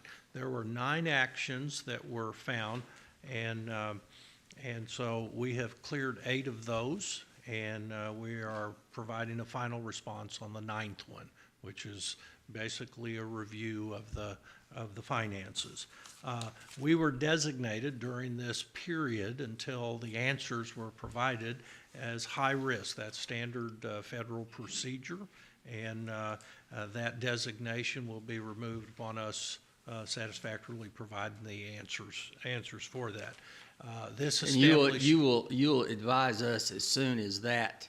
Absolutely. That is resolved, because I don't want to see any more documents where the federal government or any other vendor is referring to the city of Oak Ridge as high risk. I agree. I don't ever want to see that again.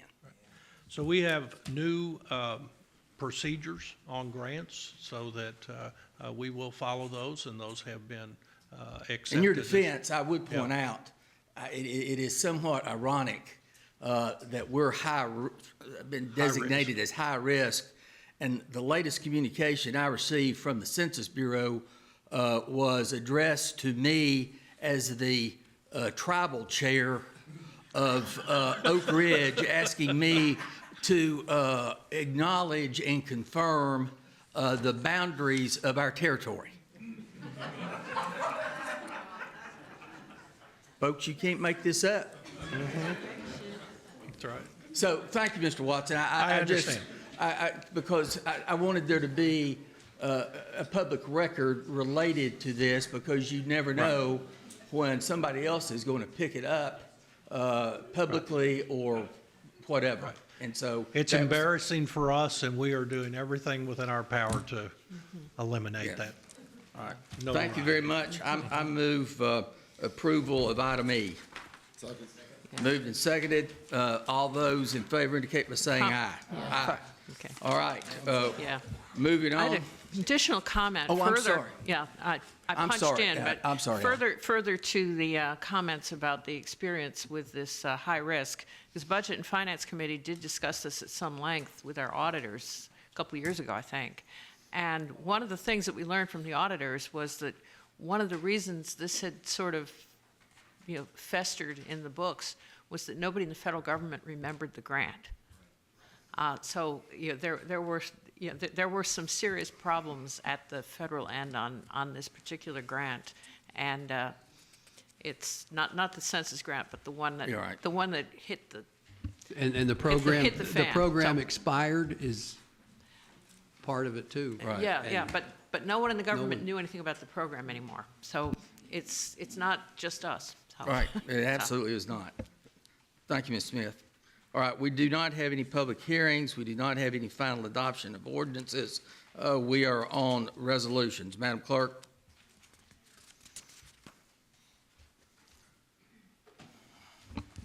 A resolution awarding a contract to Henley Roofing Company, Hospital, Tennessee, for roof replacement at the Central Services Complex in an amount not to exceed $978,500. Second. Moved and seconded. Ms. McWaters? There you are. Hi, yes. We received 8 bids for this roof here. We had budgeted approximately $1.5 million for it in the fiscal year 20 budget. And it was a very tight bid. There was a little bit of a spread, but there were several that were very close. We are including the 2 additive alternates and an additional $60,000 for contingencies in case, as you know, with roofs, once you start pulling things off, you might find stuff. One of the things I have to attribute that has brought this, the proposed budget down and the actual cost down is we did have Roof Connect do a, basically an infrared of the roof, and that let them identify areas that we could keep versus areas that we had to tear down to the decking as well. So I thought that that was a good investment that saved us quite a bit of money that way. So this is one of several roofs that we'll be bringing to you. Right now, we're designing the library roof, which we'll be putting out to bid soon and hopefully bringing maybe in March to council for approval. Any questions for Ms. McWaters? Ms. Smith? I'd like to congratulate Public Works for the good sense of bringing in the consultant that helped us save. Absolutely. I believe it's about 1/3 the cost of the original budget project is saved because of getting this good analysis of the roof. That's great use of resources. I appreciate it. All right, seeing no further comments, we'll go to the board on this. The motion is to approve the resolution.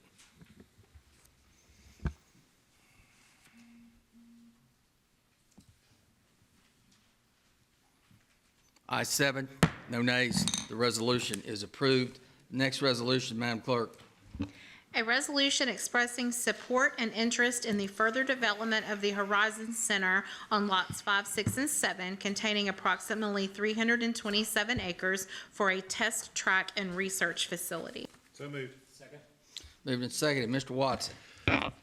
Mayor and council, I've asked Steve Jones to join me up here to answer any questions that you may have. But as you know, we have the Horizon Center is a tract of land that we have tried to activate over the last 20 years. And just prior to Christmas, we were approached about an idea and a possibility of doing something exciting with the auto track that is listed in your packet. I've provided you some information and some summary information from Rusty Biddle and the developer on that. He's with Hardin Valley Land Partners and done a lot of work out there and estimated this project at a investment of $50 million over a period of time. As we looked at the project, I think when Mr. Jones initially approached me, I kind of went, "What?" You know, but let's try to look at it from a standpoint of activating those lots. I think as we look at the lands that have been on the market for a long time, and this has been transferred over to the Industrial Development Board. The Industrial Development Board wanted to know or really kind of test the waters that they didn't want to go into active negotiations with anyone on this type of concept without discussing it and bringing it to your attention. So the resolution tonight is a resolution of endorsements and interest in the project, and we will turn that back over to the IDB to do some of the deliberation. I've had several of you call, and we've kind of talked through this project as it's developed. They would be looking at land purchase of the lots 5, 6, and 7. These are the same lots that we have discussed with respect to recent power line discussions out along the Greenway. But as we look at this project, we don't know what kind of consumption needs that we have. We do know that we have 10 megawatts of power that's available in the park, and some of that contracted. Motorway and the test track facility I've picked out is with this particular slide. This is the Monticello, New York auto track, and as you know, this is not Bristol, this is not Indianapolis. This is a series of turns and elements that will utilize the contours of the property. And one of the challenges that we've had is the contours of the Horizon Center. So if you were looking at a 1 million square foot industrial facility and had to flatten some of the land associated with that, that's tremendous cost. That kind of takes us out of the fold, and they're off to Alabama to find a flat site. And so as we look at this particular tract, I think it has a uniqueness. This would have high-end vehicles that would utilize the facilities. I know as we look at it, there may be opportunities for future testing of electric vehicles and other types of vehicles that may be in use. I know that from these kinds of facilities, the attraction also has a spin-off effect on the airport that we are proposing to look at this time. And one of the attractions is to be able to land your airplane, go over to this facility and utilize it, get back on your airplane and go wherever. So it's a different clientele, but it also has some public options as we're looking at. I know one of the concerns that we have talked about is the IDB has expressed some concern that we have to work out is what do we do if Steve has another prospect that comes in and wants that land? Is it locked up? We can't afford to have it locked up for periods of time if there's another option. But if there placing dollars down for actual purchases, then you can look at a purchase agreement. So I'm kind of rattling on, and I wanted to make sure, I mentioned the airport, desire to keep the lands on the market. I think Steve can give you a little overview on some of his discussions, which I think is attractive, and that has to do with developing a little bit of conservation type work as part of the design of this. So I'll let you say something, Steve, on that. But you did a great job. So one of the reasons that it's just coming to the council meeting in February, this project's moving very quick, but we wanted them to develop a narrative kind of outlining their ideas and their thoughts for the project, which you have with your package. And that really, as far as information, is about all the information that I have other than an opinion or history or maybe some insight on economic impact studies and that type of thing that I've looked at. I'll try to answer your questions, if you have any. So I have several questions, some of which deal with the environment, some of which actually deal with some of the prospects that we could have in this area. I'm really glad that the proximity, it's so close to the airport or the potential airport that we would have in that area, so that we could use that. A good synergy works between those two.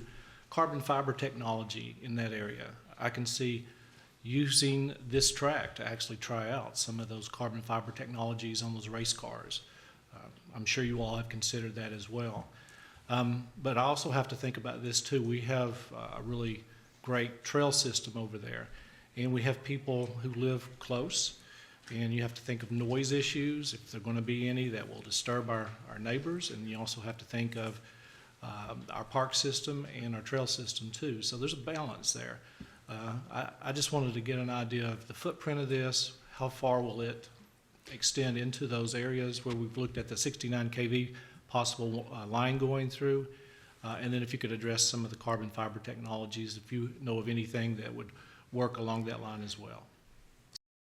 So I tend to agree. First of all, the airport was one of the main drivers of this group that's looking for a location for this facility.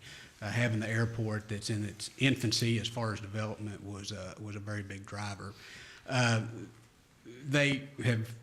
They're intimate with the site. They know that there are sensitive areas, and there's been, although they're not through a master planning stage, there has been mention of conservation considerations as they know that there's some sensitive areas that they'll have to work with.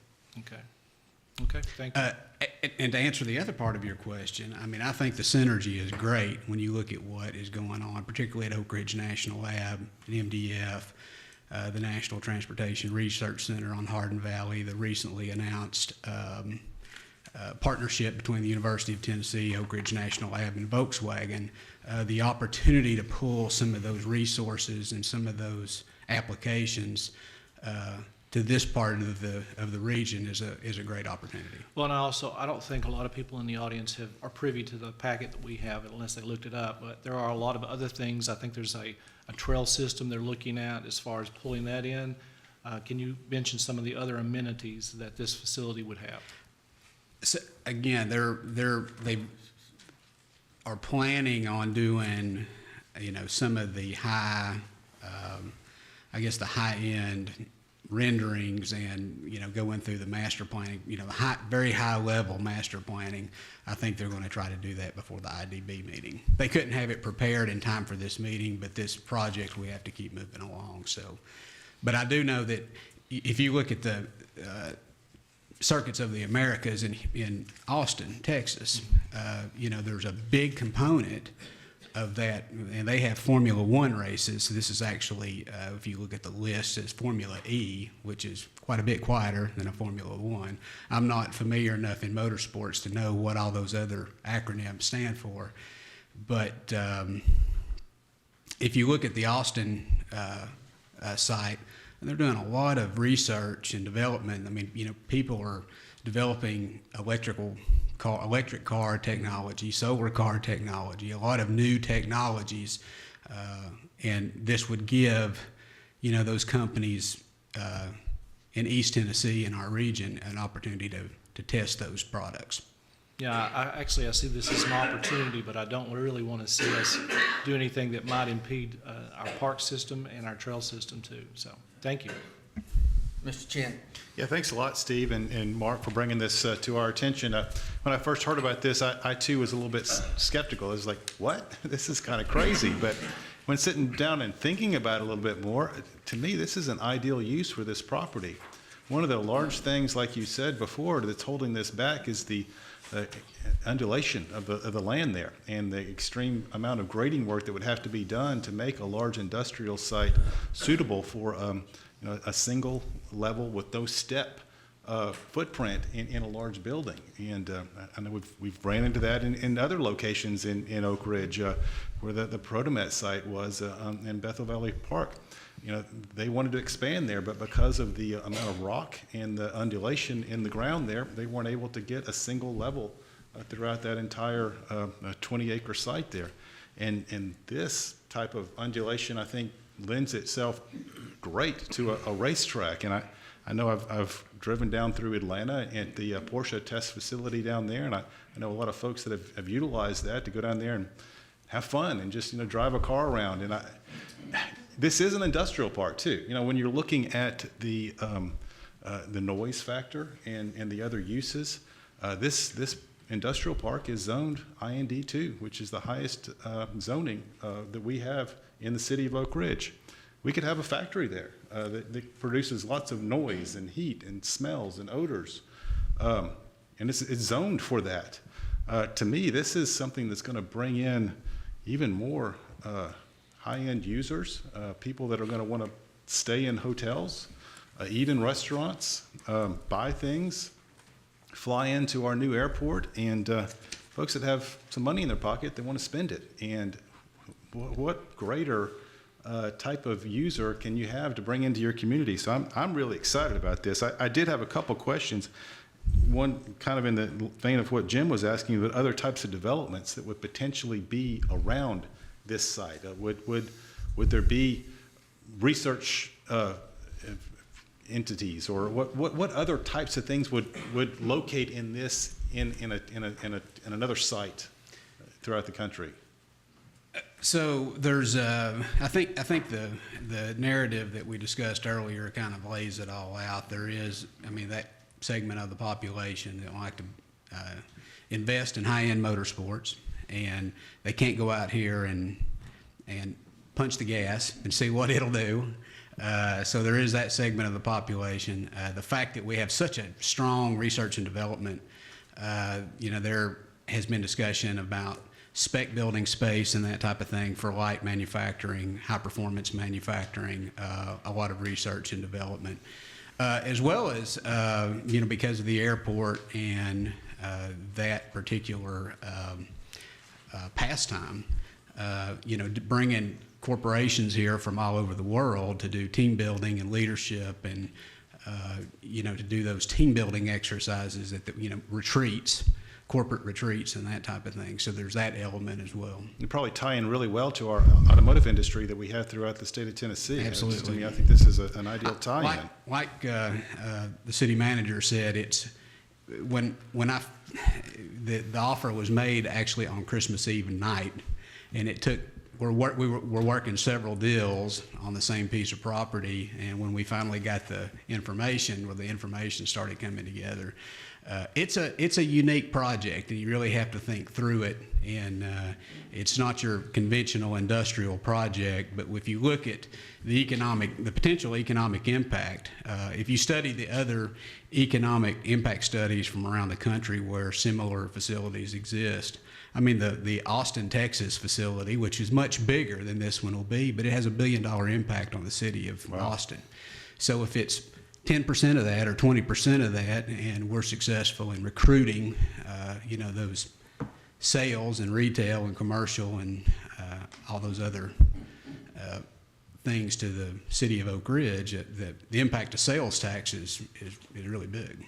Do we have any idea what kind of power requirements that this type of development is going to have? That's not been discussed. Because I know that's a big hindrance that's developing, and a big hinder that we have in developing this property is that there's just not enough power. Yeah, topography and power have always been a problem on this site. Another thing that we have to do with that site is when we sell land, we have to pay back CROAT a certain percentage of that money that we get from the sale. Has that been determined yet, what that payback to CROAT's going to be? Well, they're essentially buying the balance of Horizon, and it's an amount that would more than pay CROAT's fees for the transfer that took place. So we would have no more fee to pay to CROAT, and we would be out of business That's with correct. CROAT. Out of the land business with CROAT. As I put in the paper, you have 327 acres, and then there is an amount of approximately $8,500, $9,000 that goes to CROAT on each of those acres. So anything above that is something that your IDB can utilize for future Developments and other developments and property. You're going to need more. purchases. You're going to need properties in town. If they do purchase that property, is there any kind of limitation to when they need to develop it? I know when we've sold other properties to other entities, the museum property has a certain time frame that it has to be developed within. Is there a potential or a thought of a clawback clause in the sale of this? We've discussed that as part of the negotiation. So there is going to be some sort of clawback clause that They've retained an attorney, and we're working with their attorney on the purchase agreement right now. So will that agreement come back to city council for approval? No, that's the IDB. The IDB owns the property. They're the owner. Okay. Well, I would want to put it on record that I think that's something that we definitely need. We don't need to have someone come out there and tie up the property and just let it sit there forever, especially when, this is a certified site from TVA, and I think we have the ability to potentially get another development there, and I'd hate to see it just sit there fallow for too long. Agreed. I know that the IDB and Mr. Wilson have expressed concerns that, if nothing's happening and you're going through a due diligence phase, then let us have the ability to continue to offer it up for prospects. Thank you. Mr. Hope?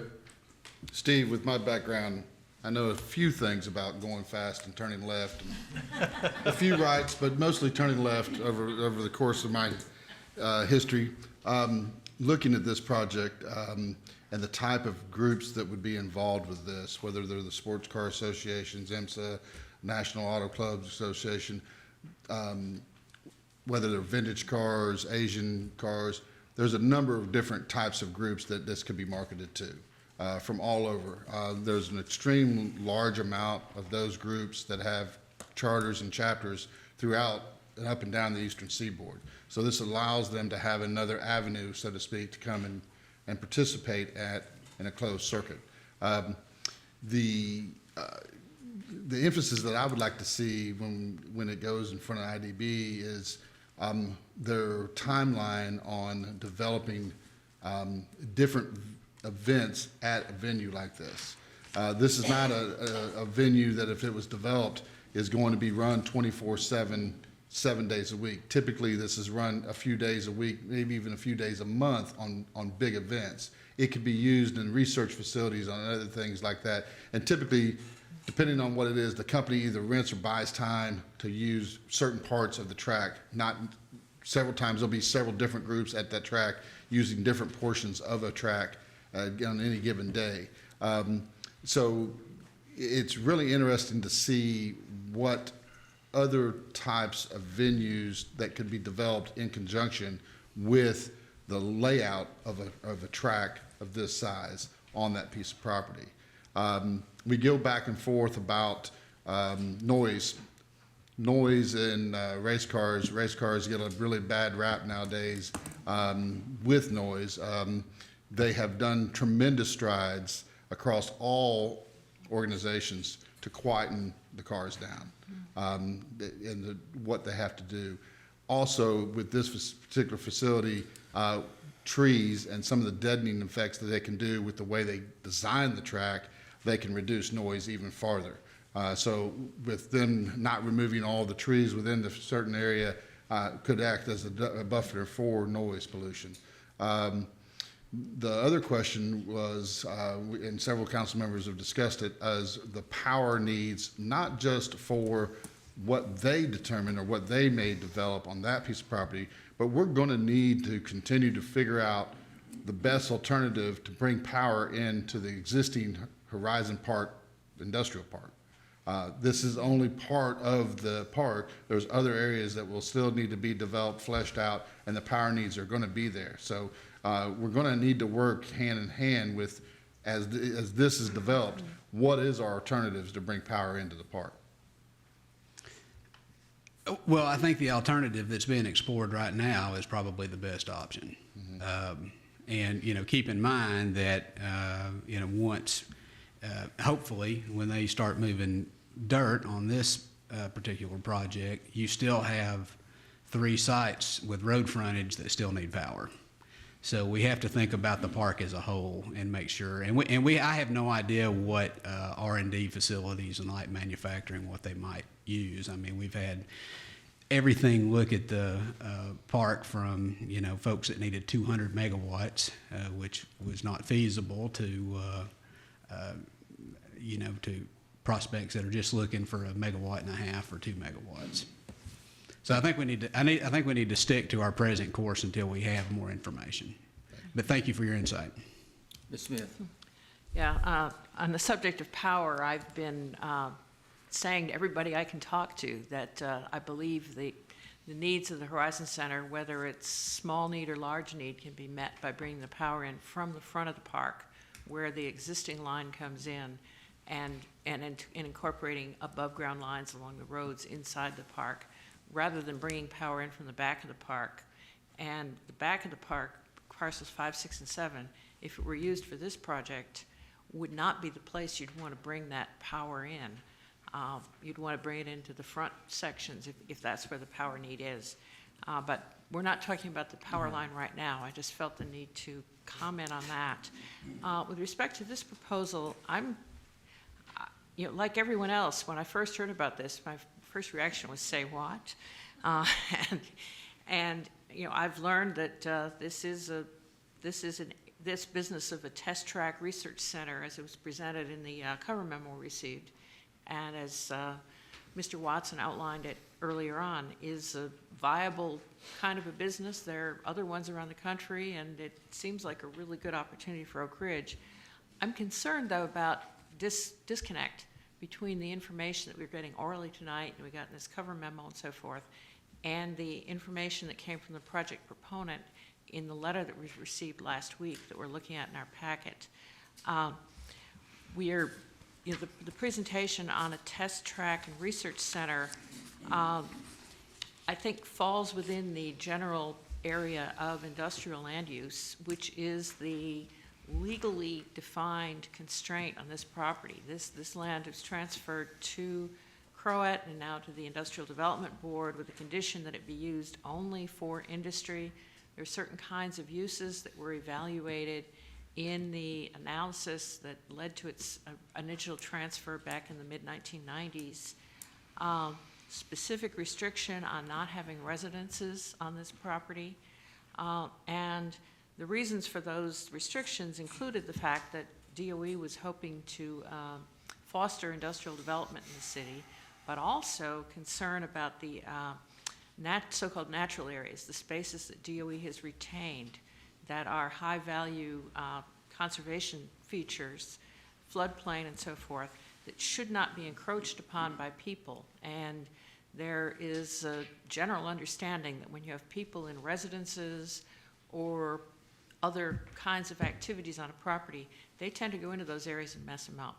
Industry likes to stay in its parcel and not mess around with the property outside. But if you have people living in the area, you're going to have more involvement with trashing natural places or wandering in and mistakenly interfering with them. So, my understanding, a test track and research facility would include a driving course. As in this picture, it would probably be used basically by people, whether they're private people or people working for a corporation that's doing R&D on the property. You wouldn't have people standing around watching them, other than small groups maybe measuring things. It's not, this track, as I understand it, would not be for spectator sports. It's for basically private testing and research. You'd also have storage for vehicles, other support facilities. I've read that the Porsche facilities, at least some of them, have a visitor center where you can play with virtual reality. You can pretend to drive a vehicle, which is an interesting adjunct to the testing and the R&D. But the written proposal from the proponent seems like a completely different concept. It's a race complex, sporting complex for public involvement.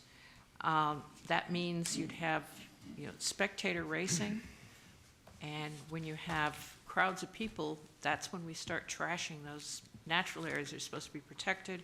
You also have parking, traffic, a number of issues related to that. That's not industry. I don't believe that fits the definition of industrial use that's tied onto this property, whereas I believe the test track and R&D would. Spectator activity doesn't belong as a major use of an industrial site, and particularly not of this property where industrial use is supposed to prevent the kinds of human behavior that would mess up the natural areas. Noise, I'm interested to hear about the noise reduction at existing tracks, and I realize that the E1 series, which uses electric vehicles, would not have the kind of vehicle noise that's associated with a lot of racing as it exists today. But in general, noise from a racetrack can be pretty terrible for the neighbors and everyone else. I heard from citizens who say that Mario Andretti built an F1 race course in their hometown in Pennsylvania. It's been a great deal for the local economy in terms of tourism, but nobody wants to live there anymore because of the deafening noise, even several miles from the track. And knowing that this property is downhill from the Westwood subdivision, Whippoorwill Drive and so forth, I can imagine a distinct loss of property value in some of our residential areas if people had to deal with the kinds of noise that those residents told me about. Some of the other things that are in the description that we got in the communication from the proponent included hotels, recreational vehicle parks, outdoor music venue. Those are other things that don't belong in industrial area, particularly one where you marked out, we don't have residential activity in this area. Hotels are residential activity. RV parks are the kind of thing that bring people, if people are in an RV park adjacent to a recreational area, you can start seeing firewood gathering and other kinds of incursions onto the property that we shouldn't have here. I don't understand the disconnect that I'm seeing here. If we're looking at a proposal to establish a test track and a research facility, and if the proponent has the know-how and wherewithal to do that, I think that's something we ought to pursue. But it's looking to me like here, like maybe the real purpose is to build this kind of entertainment, the vehicular entertainment complex, rather than the kind of high-end test track and research facility we're talking about. And I'm not sure whether the proponent really is interested in that kind of facility, given the information that came in this written letter. And the written letter may be misleading, but it's disturbing. I'm also concerned that this be right-sized, that if only one of tracts 5, 6, and 7 would be necessary for development of the test track and research facility, we shouldn't be transferring 3 tracts basically on speculation that the purchaser has an interesting idea that they'll implement down the road. And that's related to the concern about clawbacks, that I believe it's important that we maintain control as a community over the land that is our destiny. So I'd be supportive of this if we have a clear sense that we're looking at the kind of concept that the city manager has presented. But this concept of a sports complex with amphitheater for concerts and who knows what is not what we should be looking at for our industrial property, and not what we should be placing downhill from a residential neighborhood where they would hear everything. So I've got some concerns, and I'd be curious to hear what Steve has to say.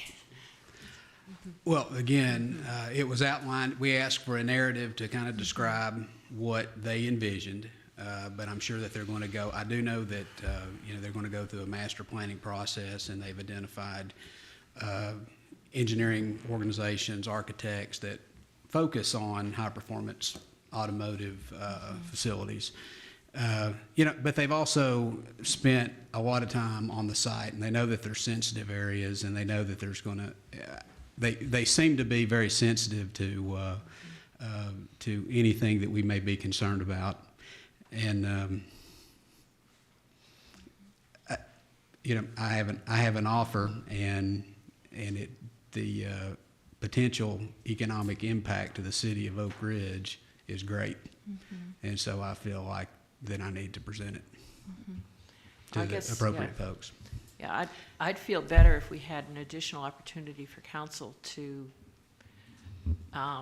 confirm whatever decision is made by the IDB, because this is not strictly an industrial development action. This is a lot bigger, and I'd like to know that we had the opportunity to weigh in again, rather than letting the IDB treat it as a purely financial decision when it comes into play. So I would also suggest that, the upcoming IDB meeting will have a full, presentation on that, of which we're certainly welcome to attend and learn more. And I know I'm planning on being there to find out a little bit more. I've taken a number of notes, and we'll convey those thoughts to the IDB. Should you say, yeah, we're interested in learning more, and we'll try to see what the thoughts are there.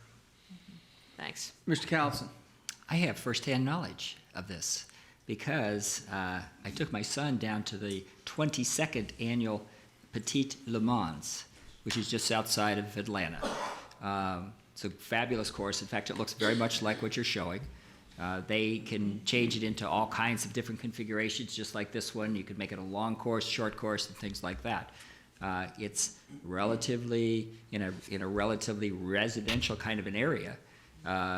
They have these events are, they tend to run for a week at a time.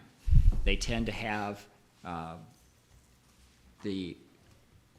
trying to think of exactly.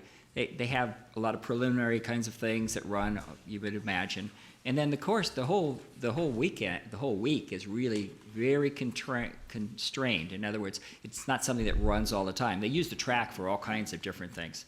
They have grandstands for people who want to come in and just watch the race from the grandstands. They have a clubhouse. They have a for lack of a term, I'll call it a sky bar, which is way up, so you can actually see the whole course. And it's really quite a complex, and it gets used for all kinds of things that you've talked about. It gets for test track, for manufacturers to come in. The race itself is, quite frankly, pretty loud because you got Porsches, 911s running wide open. I'm not saying, but it's a very constrained kind of area. So the kinds of things that you're talking about, you may have a big event there, and then a lot of work is done on the test track, just using it for testing vehicles and things like that, whether they're electric or gas or whatever it may be. So it's really quite a complex. It looks very much like what you're showing, and I would say that if anybody's really, really interested, I mean, you want to do a little research so you can come to these meetings and talk about it. The race is up October 7th through the 10th, and tickets are available now. So anyway, if you want a first-hand view of what these things really look like, what the impact is, they have a huge crowd that comes in that they have to deal with parking. That's an issue. And these are not issues that we want to shy away from. I'm just saying that there are things that as we put the plans together and think about how we would make it work, they have to be considered. You know, getting transportation in and out of the site is a big deal. Right now, we have, one major road? We have a couple roads, but depending on where exactly it's sited, we don't have a lot of transportation. And that's one of the issues we've had all along with the airport and having to move the road sometimes, things like that. So there's, as Ellen mentioned, I mean, there's a lot of things to consider. It's just, from my perspective, very exciting. It brings, particularly when you combine it with the airport, and you're bringing in people that literally flying in for the races and things like that. It would be nice to have our Convention and Visitors Bureau be able to tie it into that so that the people who flew in would have a place to go stay in one of our many hotels in Oak Ridge. So, I mean, you can see it can be a real economic engine for the city if you try to look at the big picture. And there's things to be concerned about, obviously, but I mean, it's very exciting. And having been to the races, it's quite an experience. And again, it's a very short period of time that the races are running, and then the rest of the time, the tracks typically get used for testing and things like that. So I'm very excited to hear about it, and I look forward to hearing more details. Mr. Hammond. Thank you. Good evening.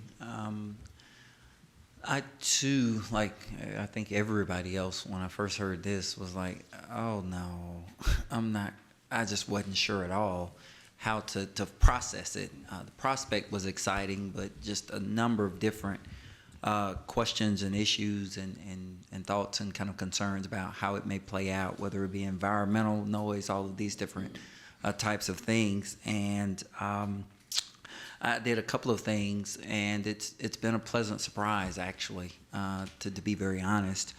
I went and looked at the industry in general, because it's one thing to have somebody that can bring a lot of money, but it's another thing to have an industry that's not friendly to the community around them in various capacities. I mean, and there are industries and or companies who've known to be that way. You saw that happen with Amazon in New York, where money alone is not enough if that company or that industry is not going to be a friendly neighbor to the community around it. But this industry actually has a very good track record. I mean, a solid track record. Maybe it's the high-end users that they attract, that they know that they've got to make sure they take care of the environment around. But the industry in general has a strong track record of working with neighboring. No pun intended, right? Yeah, that's a good one. Yes, no pun intended. But they really do have working with neighboring property owners. There's one track that was built and they broke ground in 2018. And so I went and looked at how they approached working with the city, the developers, the neighbors. And so everything you're saying about how amenable this particular developer, I don't know who they are, but everything that you're sharing about how amenable they've been, how they've come out to the site is consistent with kind of what I've seen in the industry, up to and including the noise. I know at this particular track, they even took the pains to go out and test the noise levels, bring certain people out, show what it would be.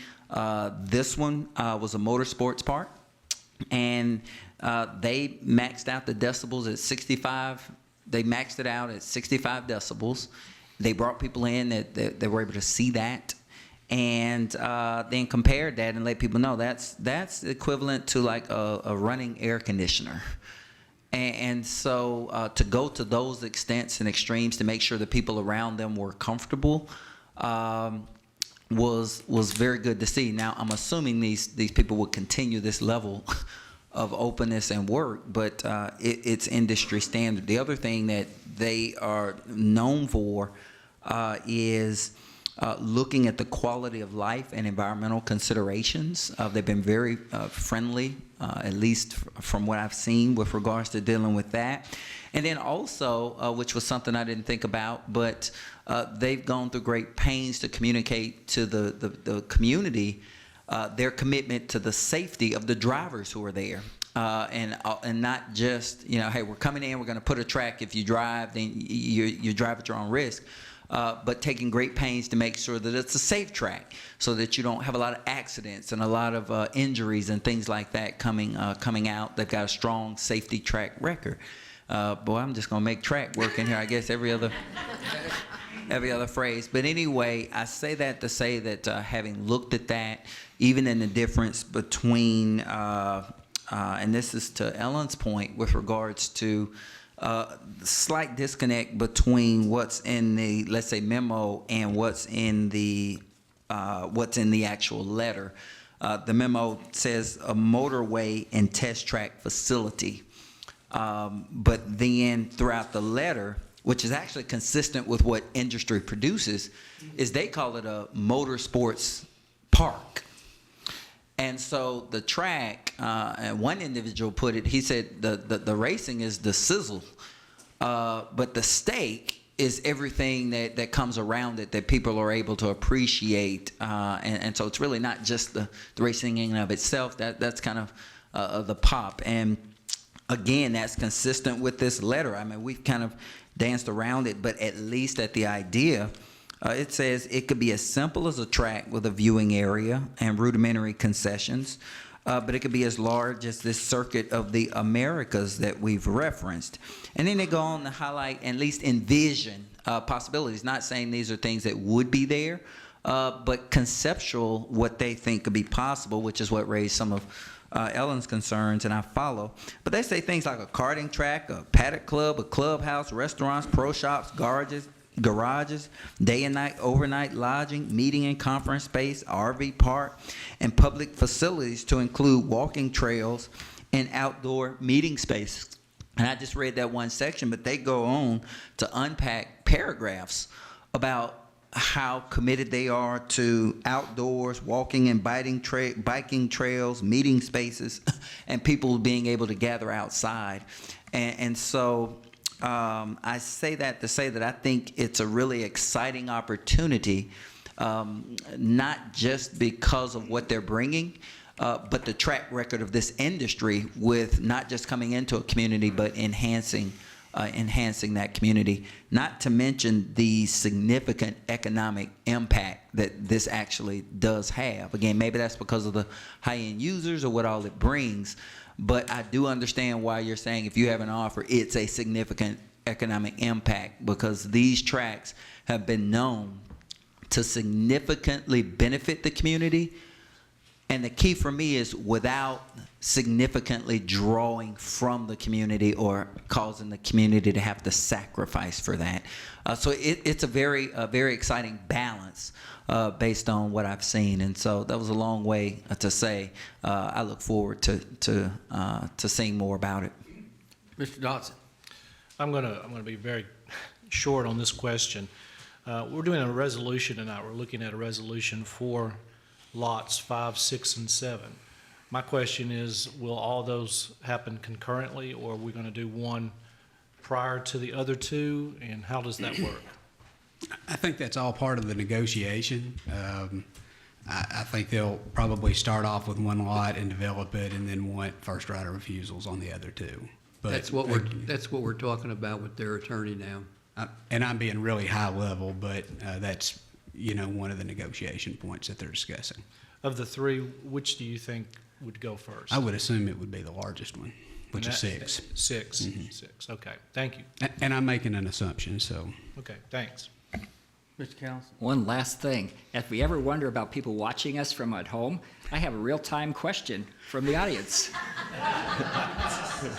They want to know, and Mr. Biddle's not here, but why can't they put their proposed motorsport complex in the Heritage Center site where there will be it'll be less disruptive to other recreational activities than the Horizon Center? I asked them the same question, and they said that property fits their needs better. Because it's flatter? I'm just curious. Didn't give us a reason? They like the layout of the property. Okay, well, now we know that people are watching us, so that's good. And it's, I'll be completely honest, it's much larger. I know we always hear about large tracts of property in Heritage, but the usable tracts in Heritage are not that large. I mean, we have a couple of parcels that might go 100 acres that we can market, but nothing that's contiguous that size. Mr. Krasinski, who's their legal counsel? John Brock. And Steve, a couple of questions related to the remaining acreage at Horizon Center. How many acres are left when you take If 5, 6, and 7, if 5, 6, and 7 are, that's 327. then if 5, 6, and 7 are sold and developed, then you've got the parcel in front of CFTF, you've got the credit union parcel, and you've got the old RSI parcel. So the parcel in front of CFTF is, I think, just south of 10 acres. The parcel with the credit union is, I think there's 27 acres that are maybe usable because part of it lies in a floodplain. And then the old RSI parcel is 8 acres, but probably half of that is usable. All right, and related to today, other than the interest that has been expressed by this company and this group of investors, are there any other live prospects related to Horizon? So I'm going to answer your question in 2 parts. I can tell you that it's obvious that if this development goes through, and I understand they've got a lot of hoops to jump through, and I'm never satisfied till they're moving dirt. But I've had 3 phone calls when the story rolled out Friday. I got 3 phone calls, people inquiring about parcels that were nearby, wanting to be in close proximity to this site. The other thing that I would say is last year was fairly slow, but about midway through December, we started getting a lot of activity. I responded to 7 RFPs the middle of December. The poor city manager, I've owed him a report, but it changes daily right now. We do have a prospect that came through us from TVA that is interested in half of parcel 6, and we're down in the final few selections. And they're actually coming out in the middle of this month to take a look at it. And I've notified them that there's a possibility that the property could be off the market. But that's an industrial prospect too. That's an industrial prospect, yes. Okay. And I think we don't need to lose sight of that. This is an industrial site that is bounded by what amounts to the equivalent of a 4-lane interstate running in front of it as it relates to noise, traffic, other considerations. Anyway, I sense that there are members in the audience that wish to make comments. If there are not any other comments from council, I'm going to call on the members of the audience that wish to address council. You come forward, state your name and your address, and you will have up to 3 minutes. At that point, we'll move on. Mr. Mayor? Mr. Watson? May I just make one reminder of the council's action tonight? We brought the information forward to you, and you're providing input back to the IDB. This is not You are not taking, city council's not taking the action, but if there's comments that are helpful to us, we'll be taking notes. All right. There's a lot of hoops to jump through, a lot of dollars that have to be spent on design, and I think both the IDB and the developer wanted to make sure that the city council was behind the project. All right. Mr. Coclaser. Cole Glazier, 103 Monticello Road, Oak Ridge, member of the Greenways Oak Ridge. Thanks to the council for an opportunity to comment. One point Mr. Watson made was there was quite a bit of urgency so as not to property to prevent other development. Keep in mind the prospective airport has locked up Heritage Center for 10 years, and it still hasn't been totally approved. Many of you were present on December of 2017 when council and other city staff expressed strong disapproval, outrage, in fact, towards the NNSA and Dale Christian in person, the UPF manager, because the potential that he was going to clear cut the top of Pine Ridge and destroy the environment. Keep those facts in mind as you decide. Thank you. Thank you, Mr. Co-Closer. Yes, sir.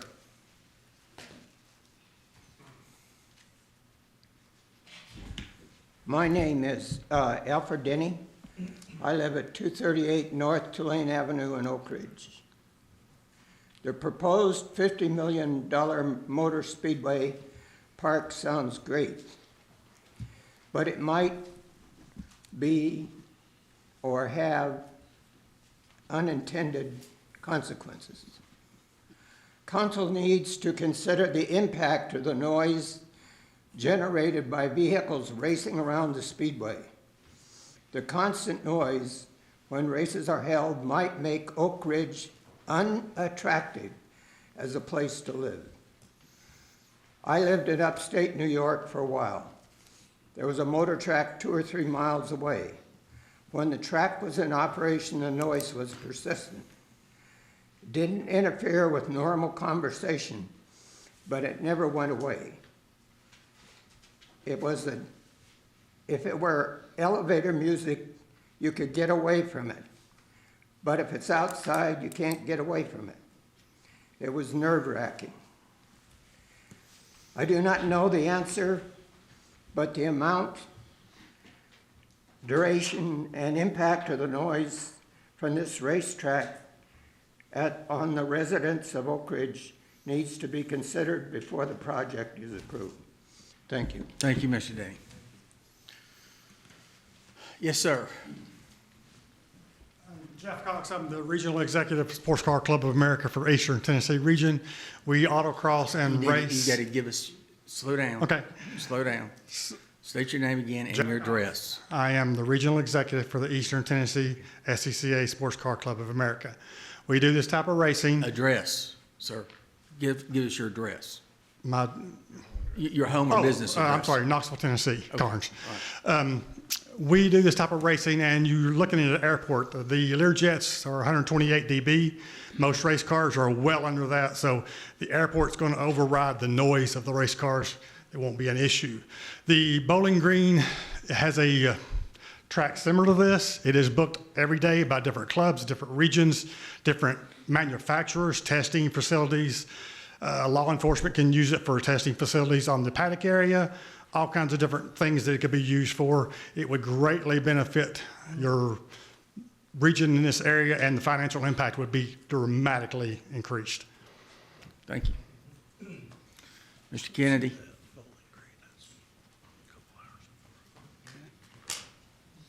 Robert Kennedy, 209 Whippoorwill Avenue. My first reaction on hearing this idea today also began with the word "what." I guess I could say I'm fairly gobsmacked that this is being considered. I'm talking about the vision in that letter of a motorsports park. The technical test track, that's another thing that remains to be seen, but a motorsport park is not industrial. It is a big problem. I've grown up around race cars all my life. I've got relatives who race Top Fuel dragsters. When I was a kid, I wound up at Monte Carlo by accident. You would not believe how loud a Formula engine is. I've got buddies, the best engine builders in America. I wrench on iron, well, when I have the time, which I haven't in the last 10 years, but Mr. Hope knows. As a resident of Whippoorwill, I don't want to talk about the noise because I don't want you to think of this as a NIMBY reaction. I am not a NIMBY. But my sister lives up in mid New Hampshire, where they have motorcycle weekend. And as the speaker from New York State said, the sound is ever present and you cannot get away from it. So that sound that cannot be attenuated, and a lot of people are going to hear it. So it's not NIMBY. Trust me, I'm not being a NIMBY, but this is incompatible with a lot of things that myself and lots of volunteers have been working on behalf of the city for the past few years. It's completely incompatible, according to the description in that letter in the newspaper. Thank you for your time. Thank you.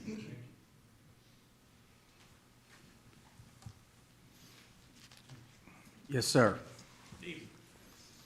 My name's Eric Racker. I actually live in Loudon. I'm not very good at public speaking, so bear with me. What I first heard about this actually on Facebook, and I was really excited about it. My wife and I are actually, we've lived in Loudon for, since 13, and we're actually thinking about moving to Montana. I seen this. I told my wife, I said, this is going to kind of change things for us. And I shared this on Facebook, and I have, well, Mr. Cox and a friend of mine, Dave Hamilton from Knoxville, is with me. And there's a pretty big following in this that I don't think you guys really even understand. Motorsports is Americana. And some of the things it said, of course, I totally agree with. Some of the things Mrs. Smith said, I really don't agree with. Nothing personal, but it seems like a lot of people nowadays talk out of both sides of their mouth here, and you have one of the biggest things in America, motorsports, right in your backyard, and I don't think you even realize it, is Windrock Mountain. You have wind energy being developed there, natural gas, all this. Like natural gas pipelines don't put an impact on the environment. Go up and watch rock crawlers. I'm a rock crawler. I've spent hundreds, thousands of dollars in Windrock building vehicles, going there. I moved to Tennessee from South Carolina to four-wheel at Tellico, ORV area, which is now closed thanks to Trout Unlimited. But, you know, if you get involved in social media, and you have to understand there has been a lot of industry that has moved here that I know people personally. Gentlemen have moved from California, other places, they build chassis for cars. Myself and my friend that's here, we race muscle cars. Yeah, okay, they're loud, they're street legal. I've never been pulled over for noise, and my car is probably one of the loudest cars that we race in our little sector of racing. And the noise issue that everybody's concerned about is bearable. When people talk about track noise, right away they think they're track racing, I think. There's so many facets of motor racing that need to be considered. And I think when you say a track or something, it's just such a broad subject. And I mean, there's people, the dirt track in Maryville, Tennessee, Greenback area. I mean, you know, it seems like it's out in the middle of nowhere, but it's just a couple miles off of 411. You need to wind up. Your 3 minutes is expired I too. figured I ain't rambling. But the point is, this is going to bring a lot of economy in. I think that the development with Oak Ridge National Lab and all that is awesome. I would frequent, and you know, if this thing does decide to go through in the next 5 years, I'm not going to move. I'm not going to move to Oak Ridge because I'm close enough. But you know, I'm going to be spending freaking money in Oak Ridge. Thank you. So, thank you for your time. Thank you.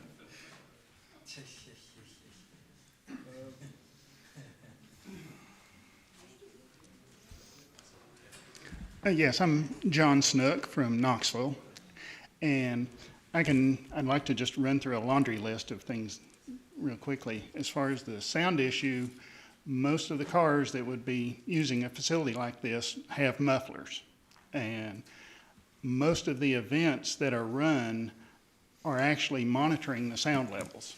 in the SCCA events, we actually have a person in charge of recording the sound coming from every car, every lap. If he's too loud, he's notified.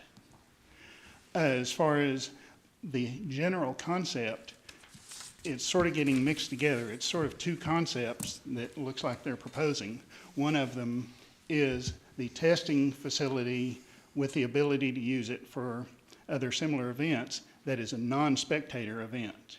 That's similar to what you saw on the slide, where anyone that enters the facility is actually signing a waiver and is actually participating. Separate from that would be a type of facility where you do have spectator events. And those, it sounds like they're sort of proposing either one depending on what might be approved. But it can be both. There are facilities that are just for testing and non-spectator events, or you can have a facility like he was talking about Road Atlanta or Barber Motorsports Park and places like that that are set up for spectators. Thank you. Thank you. Any other? Mr. McBride?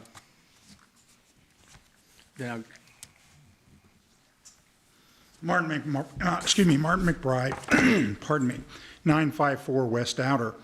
I can't resist the opportunity to point out that you folks are talking about, in the stage you're thinking of thinking about the reality of the impacts and the benefits of this. There is another stage to think about, and that is what our competitors are going to do with some of this information. Particularly, and I'm speaking to the people, the realtors that DOE sends to deal with their new people, right? And pardon me, particularly NNSA that has had a history of assigning Farragut realtors to their new people coming in. And when a Farragut realtor gets a hold of information like this, Mr. Jones is not in the car with the realtor and the prospect. None of you are in the car with them. It is something that begs us again to remember we ought to try to get DOE to cut out the practice of sending their people over to Farragut. It's one thing to have a level playing field and a fair chance at these new people coming in from DOE, but they really do us damage when they in fact assign Farragut realtors.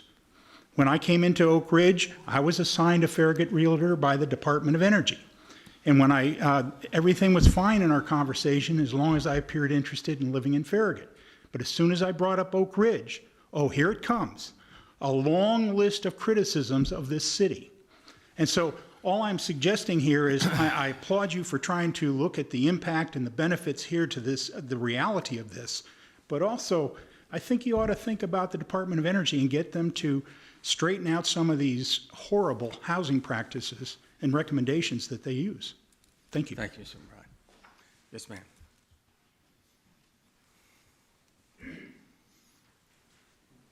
My name is Wendy Doolittle. I live at 108 Locust Lane, and I see this this opportunity from several different lenses. As a member of the beer board, I see there's potential for some good revenue coming in that way, so that's fantastic. As a member of the Environmental Quality Advisory Board, alarms are going off, not just for noise, but for fumes and the smells and the trashing of potential trashing of sensitive areas around the park. I think it's great that City Council here is having a robust discussion and involving the public, and I hope that you guys will continue to engage the Industrial Development Board, not just a handoff and let them run with it.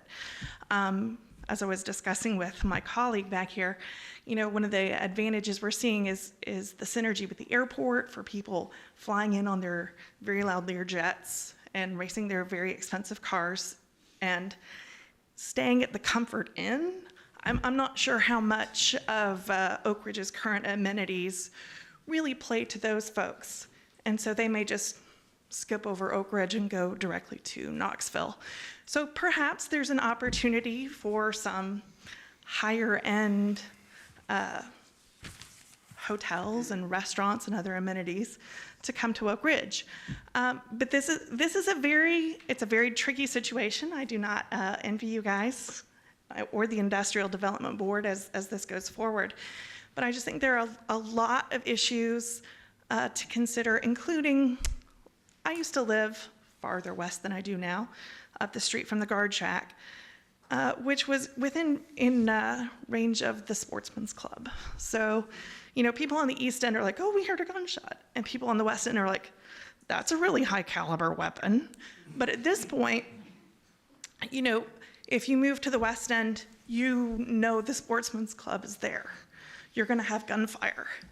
But if you already live on the West End and suddenly a motorsports park comes to your neighborhood, as has been discussed, it could have some major impacts on property values and the development of, say, the old Rarity Ridge, I forget what it's called now. Preserve. The preserve. So it's a big balancing act, and I wish you guys and the Industrial Development Board the best in making a good decision here. Thank you. Yes, sir. Hi, I'm Ken Cowan. I'm at 145 Whippoorwill Drive, just in the Westwood subdivision. So yeah, I too am concerned about the noise, but I'm also a big motorsports fan, and I raced cars for 12 years and have been 10 or 20 years of instructing high-performance driving events, which are precisely the sort of thing I think that this development would bring. And yeah, like some people said, all the events that I've been to, they have noise meters measuring the sound levels, and those sound levels have been going down year by year. And I think it's expected that the cars will be they'll be noisy, but they'll be getting quieter. But my house is about 2 miles away, and I think that the noise will be on the weekends, but not so much during the week because of the other uses of the facility during the weekdays. And that's when all the car testing for ORNL and that sort of thing might be happening. So compared to the lawn services that are currently going on in the neighborhood every day of the week, it'll probably be quieter than that. So another consideration is that where this is a perfect location for this part of the country, because all our neighboring tracks are about 250 miles away. Road Atlanta to the south and Barber to the southwest, National Corvette Museum. So if someone doesn't develop it here, it's going to be developed somewhere in this general part of the country, because we need one here. And I know I've spent many, many thousands of my own dollars at these tracks, you know, and the hotels that we have here are just perfect. They're regular hotels, and 5 miles from the track is perfect.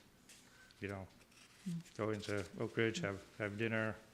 You're exhausted, so you're not going to be staying out too late, and go to bed and come back on Sunday and have more fun. So yeah, and we've already got Deals Gap in the area is already bringing motorsports fans to the area just to drive the roads around here. So there's already interest in the area too for people coming here, even without a track. So I think this will be very synergistic with tourism dollars that we're already bringing in. Thank you. Thank you. Thank you. Mr. Wilson. I'm David Wilson, 1079 West Outer Drive, and I have the pleasure to serve as chair of the IDB. Mr. Mayor and council, I know enough about this project to be really dangerous. So, but I have had the pleasure to meet the principal involved, and number one is you can tell a lot by just speaking to folks. You kind of get a feeling of their integrity and their values, and I was somewhat pleased. And my parents told me a long time ago, you can learn very little when you speak, but you learn a lot more when you listen. And I had no intentions, once again, to speak, but I think I may have something to add, and that is, we've heard about property values, you know, and the noise factor, and I know that's a concern, but we don't know, and that's the problem is when you don't know something, then you either assume the best or the worst, and that's, I guess, human nature. But when I was recruited here with the bank back in the late 70s, I had a house in Morristown, and I couldn't afford two, so I bought a condo here, and then a year later, I had the opportunity to buy up on Newport, on the lower side of Newport, and can you guess what's across the street? The Sportsman's Club, which, for those that may not know this, they have howitzers, I think, that fire over there from time to time. But they do. They have pistols, shotguns, high-powered rifles. They have a 1,000-yard range, I think. I heard that. But right next door is the Oak Ridge Country Club, and the neighborhood has built up around all that place, all through Westwood, Whippoorwill, all that is there, and I have not seen property values deteriorate. So that's not necessarily the end all. Also, the fact that there is a proposed airport which will land small jets that would be adjacent to this, and that's not a big objective or objections to the folks that live around there. And I guarantee you that these cars are not the oval racetrack that do make a great deal of noise. These are going to be cars you drive on the road. Now, Lamborghinis, Bugattis, Porsches, and all these. So it's not going to be a hot rod place. Anyhow, we've looked at that very quickly because you all have seen as much as what I've seen in the IDB. They didn't know about it until Thursday night at 11:49 or something like that. But anyhow, we have started negotiations. That has started. But I have already told the prospective buyers that we're looking at the money and all the nuances that go along with the contract. But our responsibility is to 30 or 35,000 people who live in the city of Oak Ridge. So I can stand right here and tell you that we assure you that we will take into consideration those 30 or 35,000 people. Thank you. Thank you, Mr. Wilson. Yes, ma'am.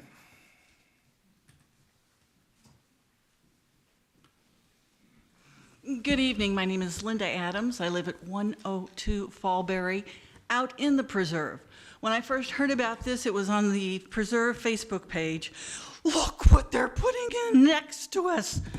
Come to find out, it's not really next to us. I went to Google Maps. As the crow flies, it's between 4 and 5 miles away from my house. I think the airport and any proposed flight patterns would cause more of a problem than this. I can hear it now, people saying, oh, it must be that time of day, we've got a plane flying west over the property. Oh, I wish that plane, we've got a plane flying, another way over the property. So I don't see this as much of a noise issue. There are concerns that we need to make sure that it is zoned and will be developed per the zoning, as Ms. Smith mentioned.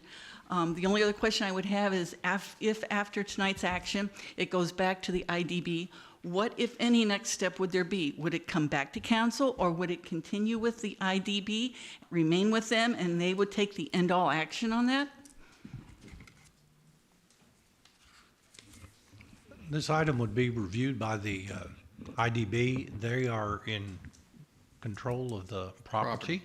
Okay, they make a decision whether to sell or to not to sell.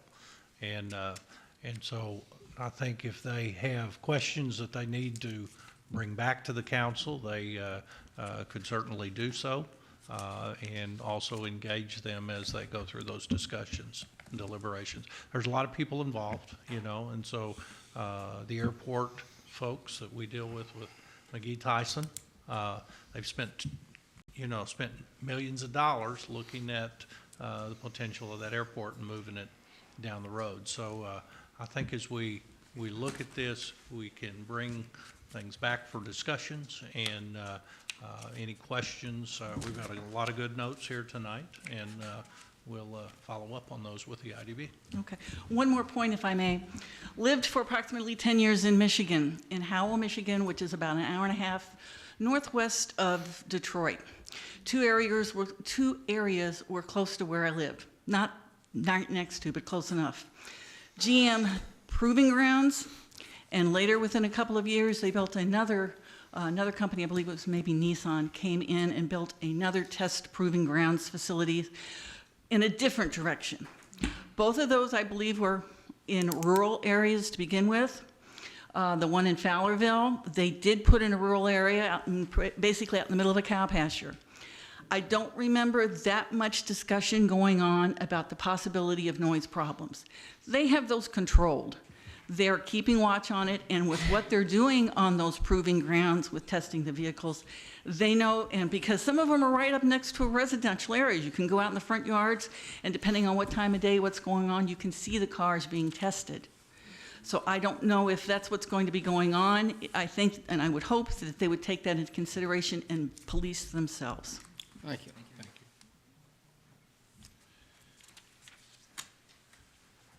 Yes, sir. Good evening, Mayor, Council. I appreciate you allowing us to take the time.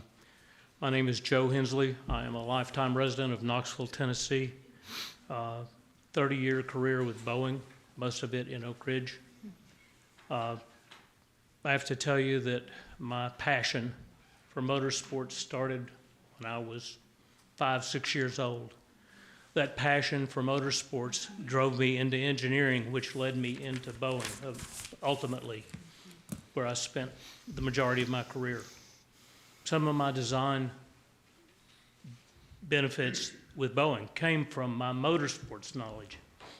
Mr. Callison indicated he and his son, I believe, were at Road Atlanta at Petit Le Mans.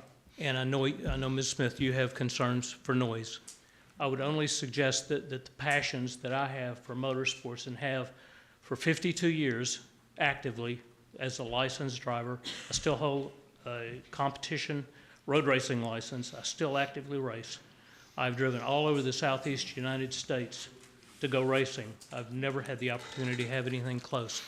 I would only ask and urge that you allow the Industrial Development Board do the proper studies for sound control, for noise abatement, to see what the levels are really going to be and allow the potential for this. I'm partnered with a major motorsports supplier that has already expressed interest in moving his brand new warehouse in Maryville, Tennessee, onto this facility or into this facility area, realizing what the potential is for this. So thank you for your time. Thank you, Mr. Hensley. Thank you. All right, we've had a good discussion. You've already been up once. Have you not? Okay, all right. The other half of that one. My name is Diane Cowan. I live at 145 Whippoorwill in the end of Westwood subdivision. As the crow flies, it'd be about 1.7 miles from the proposed facility. And I was elated to hear about it. Since we purchased our property in Oak Ridge, almost the week we moved in, we were driving through that industrial park. And we would do circles around through there. And I can't tell you how many times I have admired that rolling topography of that piece of property. And we have said, we've got so many people in the motorsports field, the arena, as friends, like, we need to find investors. We need to build a track here. This is the perfect property for a track.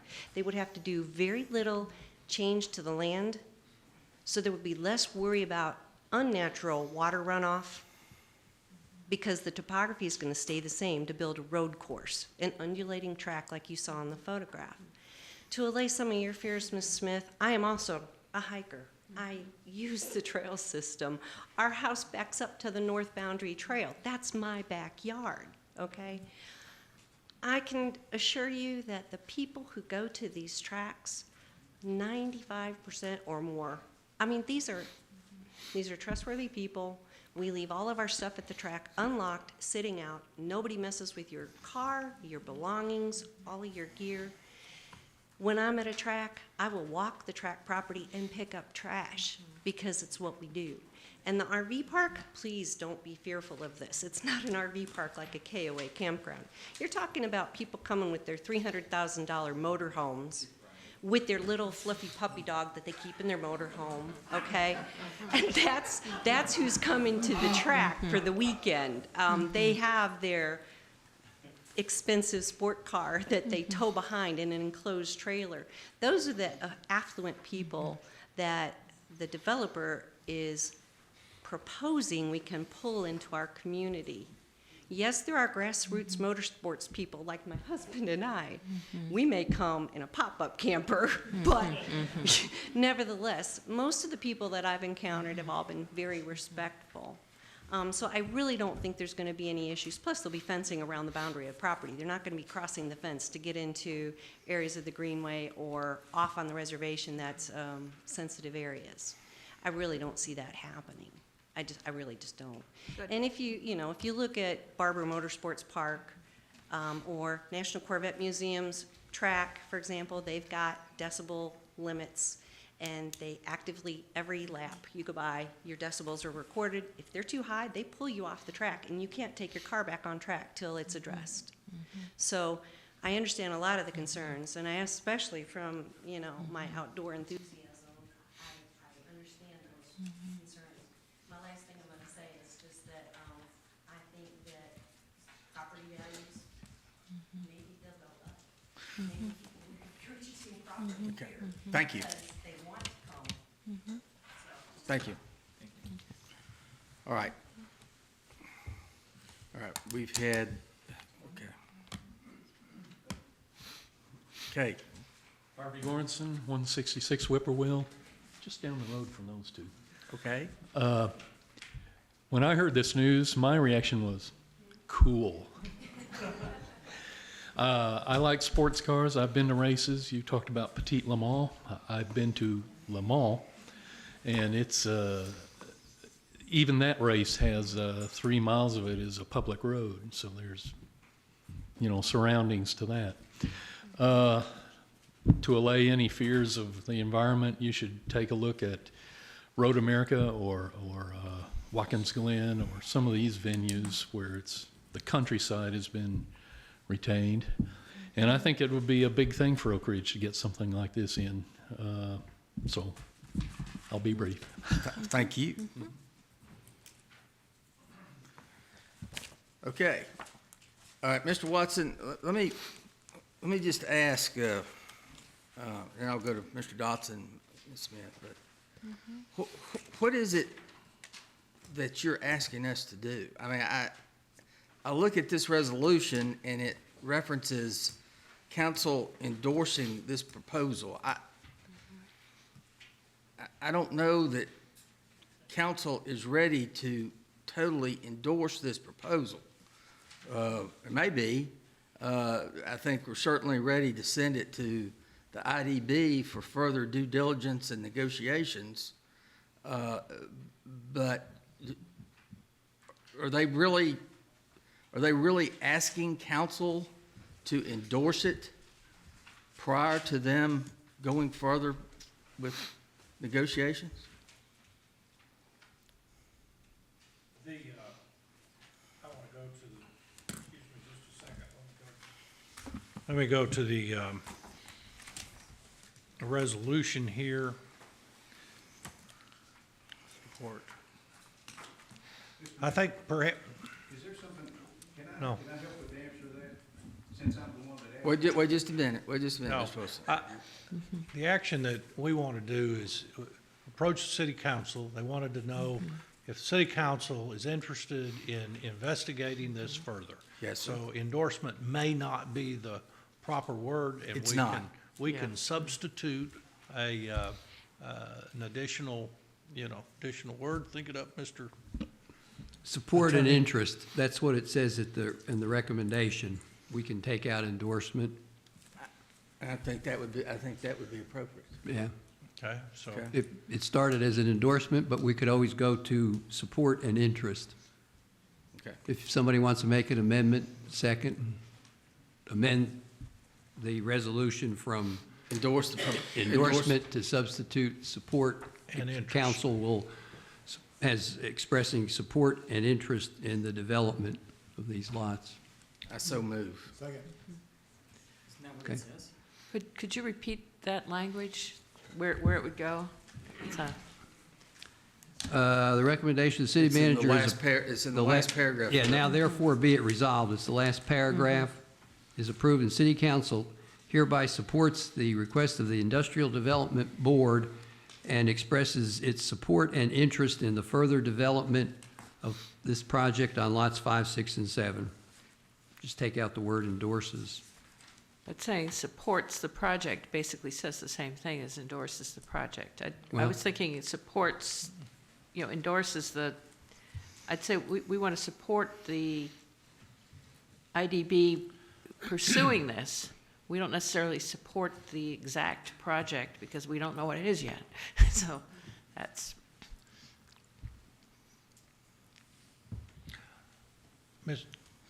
Madam Clerk, can you read that back? The city attorney just said. We can, City council, that the recommendation of the city manager is approved, and city council hereby, hereby,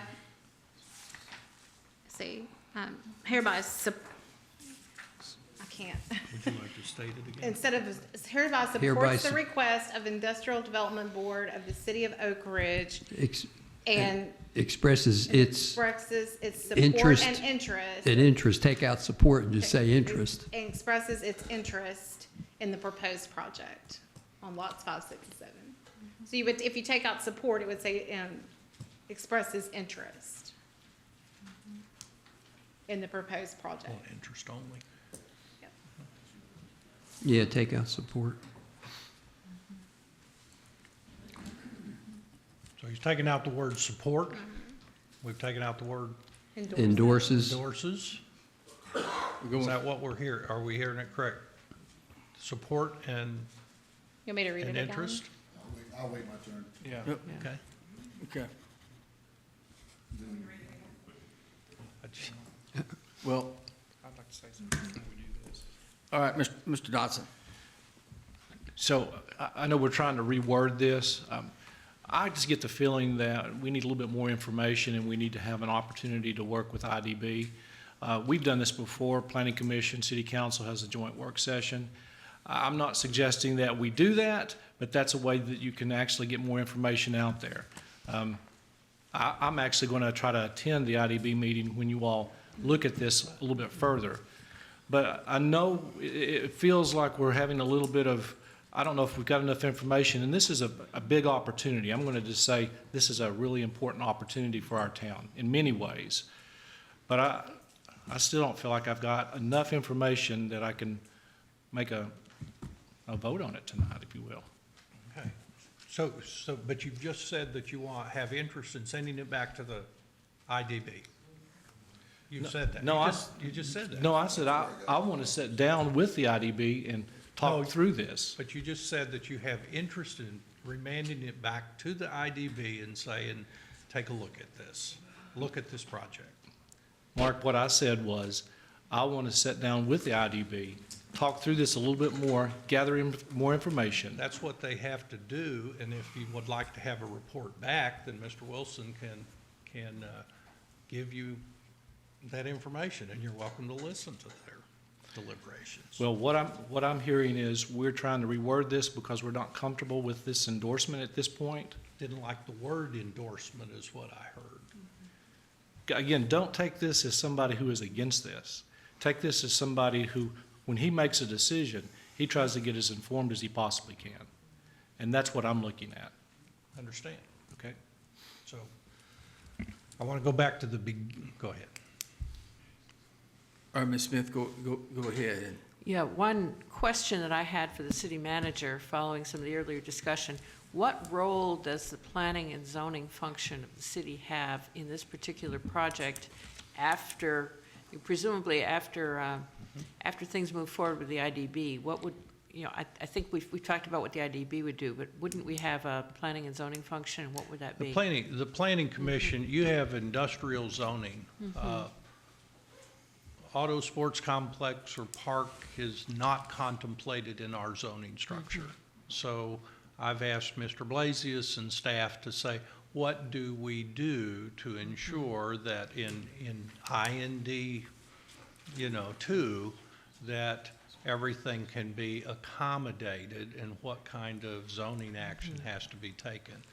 And they would give us a recommendation through the Planning Commission, you know, on that. Okay, okay. Some of my comments on the industrial zoning were due to the fact that we have a deed restriction on this where DOE said that the land uses would be things that were in the industrial 2 zone as of the time that they did the transfer. So we have some interesting constraints there. And as I said, I think a test track falls within that, but a hotel or a concert venue do not. So that's. Department of Energy will be, you know, engaged as part of this as the property's looked at. So they will be engaged. That's part of the deliberation. Yeah, and part of that also is that it was part of an environmental impact process. Part of the deliberation. That could be reopened by citizen lawsuits. We want to be careful. That's. Understand. That's Understand. and thought that I had though with respect to hotels when I looked at this was, hey, you know, I don't want to see a hotel in an area that's not supposed to be developed for that kind of thing. But that I can imagine a hotel in the preserve, for example, is another sort of use and some future development we might see here, and also stuff along, you know, West Oak Ridge in general is underdeveloped along the turnpike, so I can see some interesting offshoots of that sort that don't necessarily have to be on the same property. So that's agreed. I think that's part of the deliberation. Mr. Hope. Yeah, the problems I got, Mark, is we don't need to handcuff the IDB. Okay? If you want to take the word out of endorse, we're endorsing the IDB to go and do their due diligence. We're supporting the IDB to go do their due diligence. Correct. We have an interest in the IDB to do their due diligence. That's what I'm at. I mean, the resolution's asking us to support the IDB to go forward with this. This doesn't necessarily mean all of us up here are going to support this particular ideal at this moment. Okay? Right. I endorse it. I like it. I mean, you know, I'm jaded in my own belief, okay? But, you know, it's in my blood, okay? But that's beside the point. What we're asking is that our IDB needs to go and do the homework and do the stuff. Now, if they want to report back to us, they own the property. They're the ones that are going to have to pay CROAT for it. So they're going to negotiate the best possible deal. We hope they're going to negotiate the best possible deal going forward. And if that works out with this particular entity on this particular piece of property, then it's up to us whether we want to support it. But I think what we're doing here is we're clouding the water, and that whether or not you endorse the project as it is right now, what I'm hearing is we need to support the IDB. And so that's what I'm looking at. So couldn't have said it better. Thank you. Okay. Mr. Chin. I too support it. I endorse it. I think this is a great idea. I think we need to move forward with this. But like Chuck said, we're supporting the IDB to move forward with this. And I think that's what we're trying to do. Let's support the IDB to negotiate the best deal, try to move forward with this project.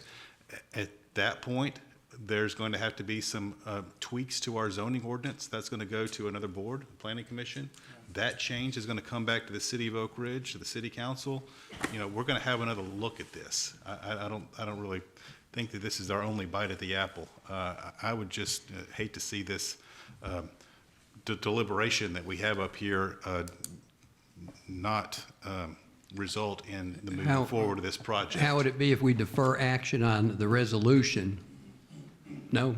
No. Okay. We need to pass a resolution, Okay. a resolution and go forward. So, the developer's asking for to see if, to measure our support Our interest for an interest in this yes. project. I think we should vote on that. I will definitely vote for that, in favor of that, and move forward.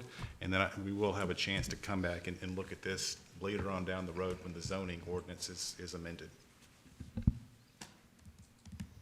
All right, so you're saying you're fine with the way that it's written? I'm fine with I'm fine with the way that it's written now, or we can change the amendment that you made. I'll support that. I'm for the project. All right, Mr. Callison. Well, I mean, the first paragraph, a resolution expressing support and interest in the further development of the Horizon Center on lots 5, 6, and 7 containing approximately 327 acres for a test track and research facility. That's it. That's what we support. And all the rest of the words are just extraneous. You know, I mean, really, what else do we need to say other than that? I'm not sure we do. I just, my only hesitation is the phrase endorses, we hereby endorse the project. Or support, the word, we have support. Expressing support and interest, and that's what we're saying. Expressing support, I'm fine with that. Yeah. Okay. And without saying anything about endorsing or anything else, we go If we forth just and do take the good stuff. title of the resolution and move it down Exactly. to the recommendation of the city manager, the city council hereby expresses support and interest in the further development of the Horizon Center on lots 5, 6, and 7, and just put that language down Yes. there in the Yes. paragraph. Yeah, that's great. That's Okay. right. We just take the title and move it down. It's getting to late. the- That's probably why it's slowing us down. We don't usually take this long. No, do we? we're not, it's been a long time since we've been here, 20 to 11. So what the city attorney just read is different from the amendment that's on the Right. floor. So somebody's gonna Well, have I'm- to, you know. I Withdraw the withdraw my amendment. I removed the amendment and moved the language that. And we just take the caption of the resolution and move it down to the, Right. that paragraph. That's fine. Mr. Chin seconds. Yeah. Okay? All right. So we need to vote on that one. I understand, we got an amendment on the floor, but we also, I think, have people that want to say something. So I'm not going to cut off the debate right now unless, Mr. Dotson, do you understand? Please rephrase, and I'm going to go ahead and probably support this, but I want to hear it again, please. Restate it. That the recommendation of the city manager is approved, and city council hereby expresses support and interest in the further development of the Horizon Center on lots 5, 6, and 7 containing approximately 327 acres for a test track and research facility. Yeah, I'll support that. Thank you. All right. But that doesn't include any statement about the IDB anymore in that now therefore be it resolved. Well, And the now therefore be it resolved is the meat of the resolution. But to be it further resolved, a copy of this resolution shall be transmitted to the Oak Ridge Industrial Development Board. That's the second Okay. part of it. So that's sufficient to That's say it. that we support the IDB doing something. Doing further, Okay, Yeah. okay. That's, David, are you okay? You understand what we're doing? I just want to make a clarification. Come, Mr. Wilson, come up to the, yes, sir. Turn the light on. My protocol is horrible. That's all right, you're doing fine. The rationale behind that is when this offer came in, I asked the city manager, I said, there's no sense in the IDB doing further investigation unless the city of Oak Ridge, AKA mayor and city council, supported that. If they did not, then, you know, all bets are off. And that was the entire resolution. But let me say one thing. If you guys and ladies know that people that we have on the IDB, they are intelligent, they understand what's going on in the city of Oak Ridge, they're business people. We they're developers. appointed you. Pardon? We appointed you. I was not speaking, I wasn't speaking about me, I was speaking about the others. The collective you we appointed. We're quite. Point well taken. Yeah, we're quite comfortable with the Industrial Development Board. All right, this has been a good discussion, good debate. We've got an amendment on the table. All those in favor of the amendment indicate by saying aye. Aye. Any opposed or not? We are now back on the resolution, and we will go to the board on the resolution as amended.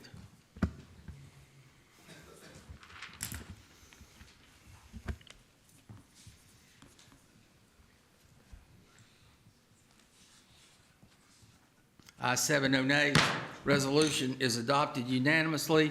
The next item of business, and I thank everyone for your attention and support. And are there any other members of the audience that are wishing to address council? Public comments? Seeing none, we're going to move ahead. Mr. Watson, announcements, scheduling.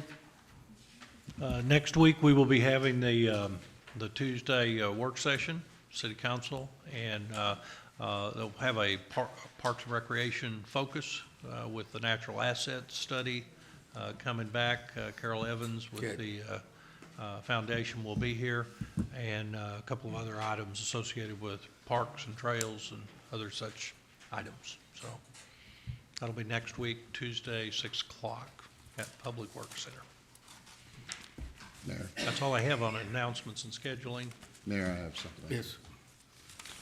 Mark Yes. and Jack, if I could have your attention for a moment.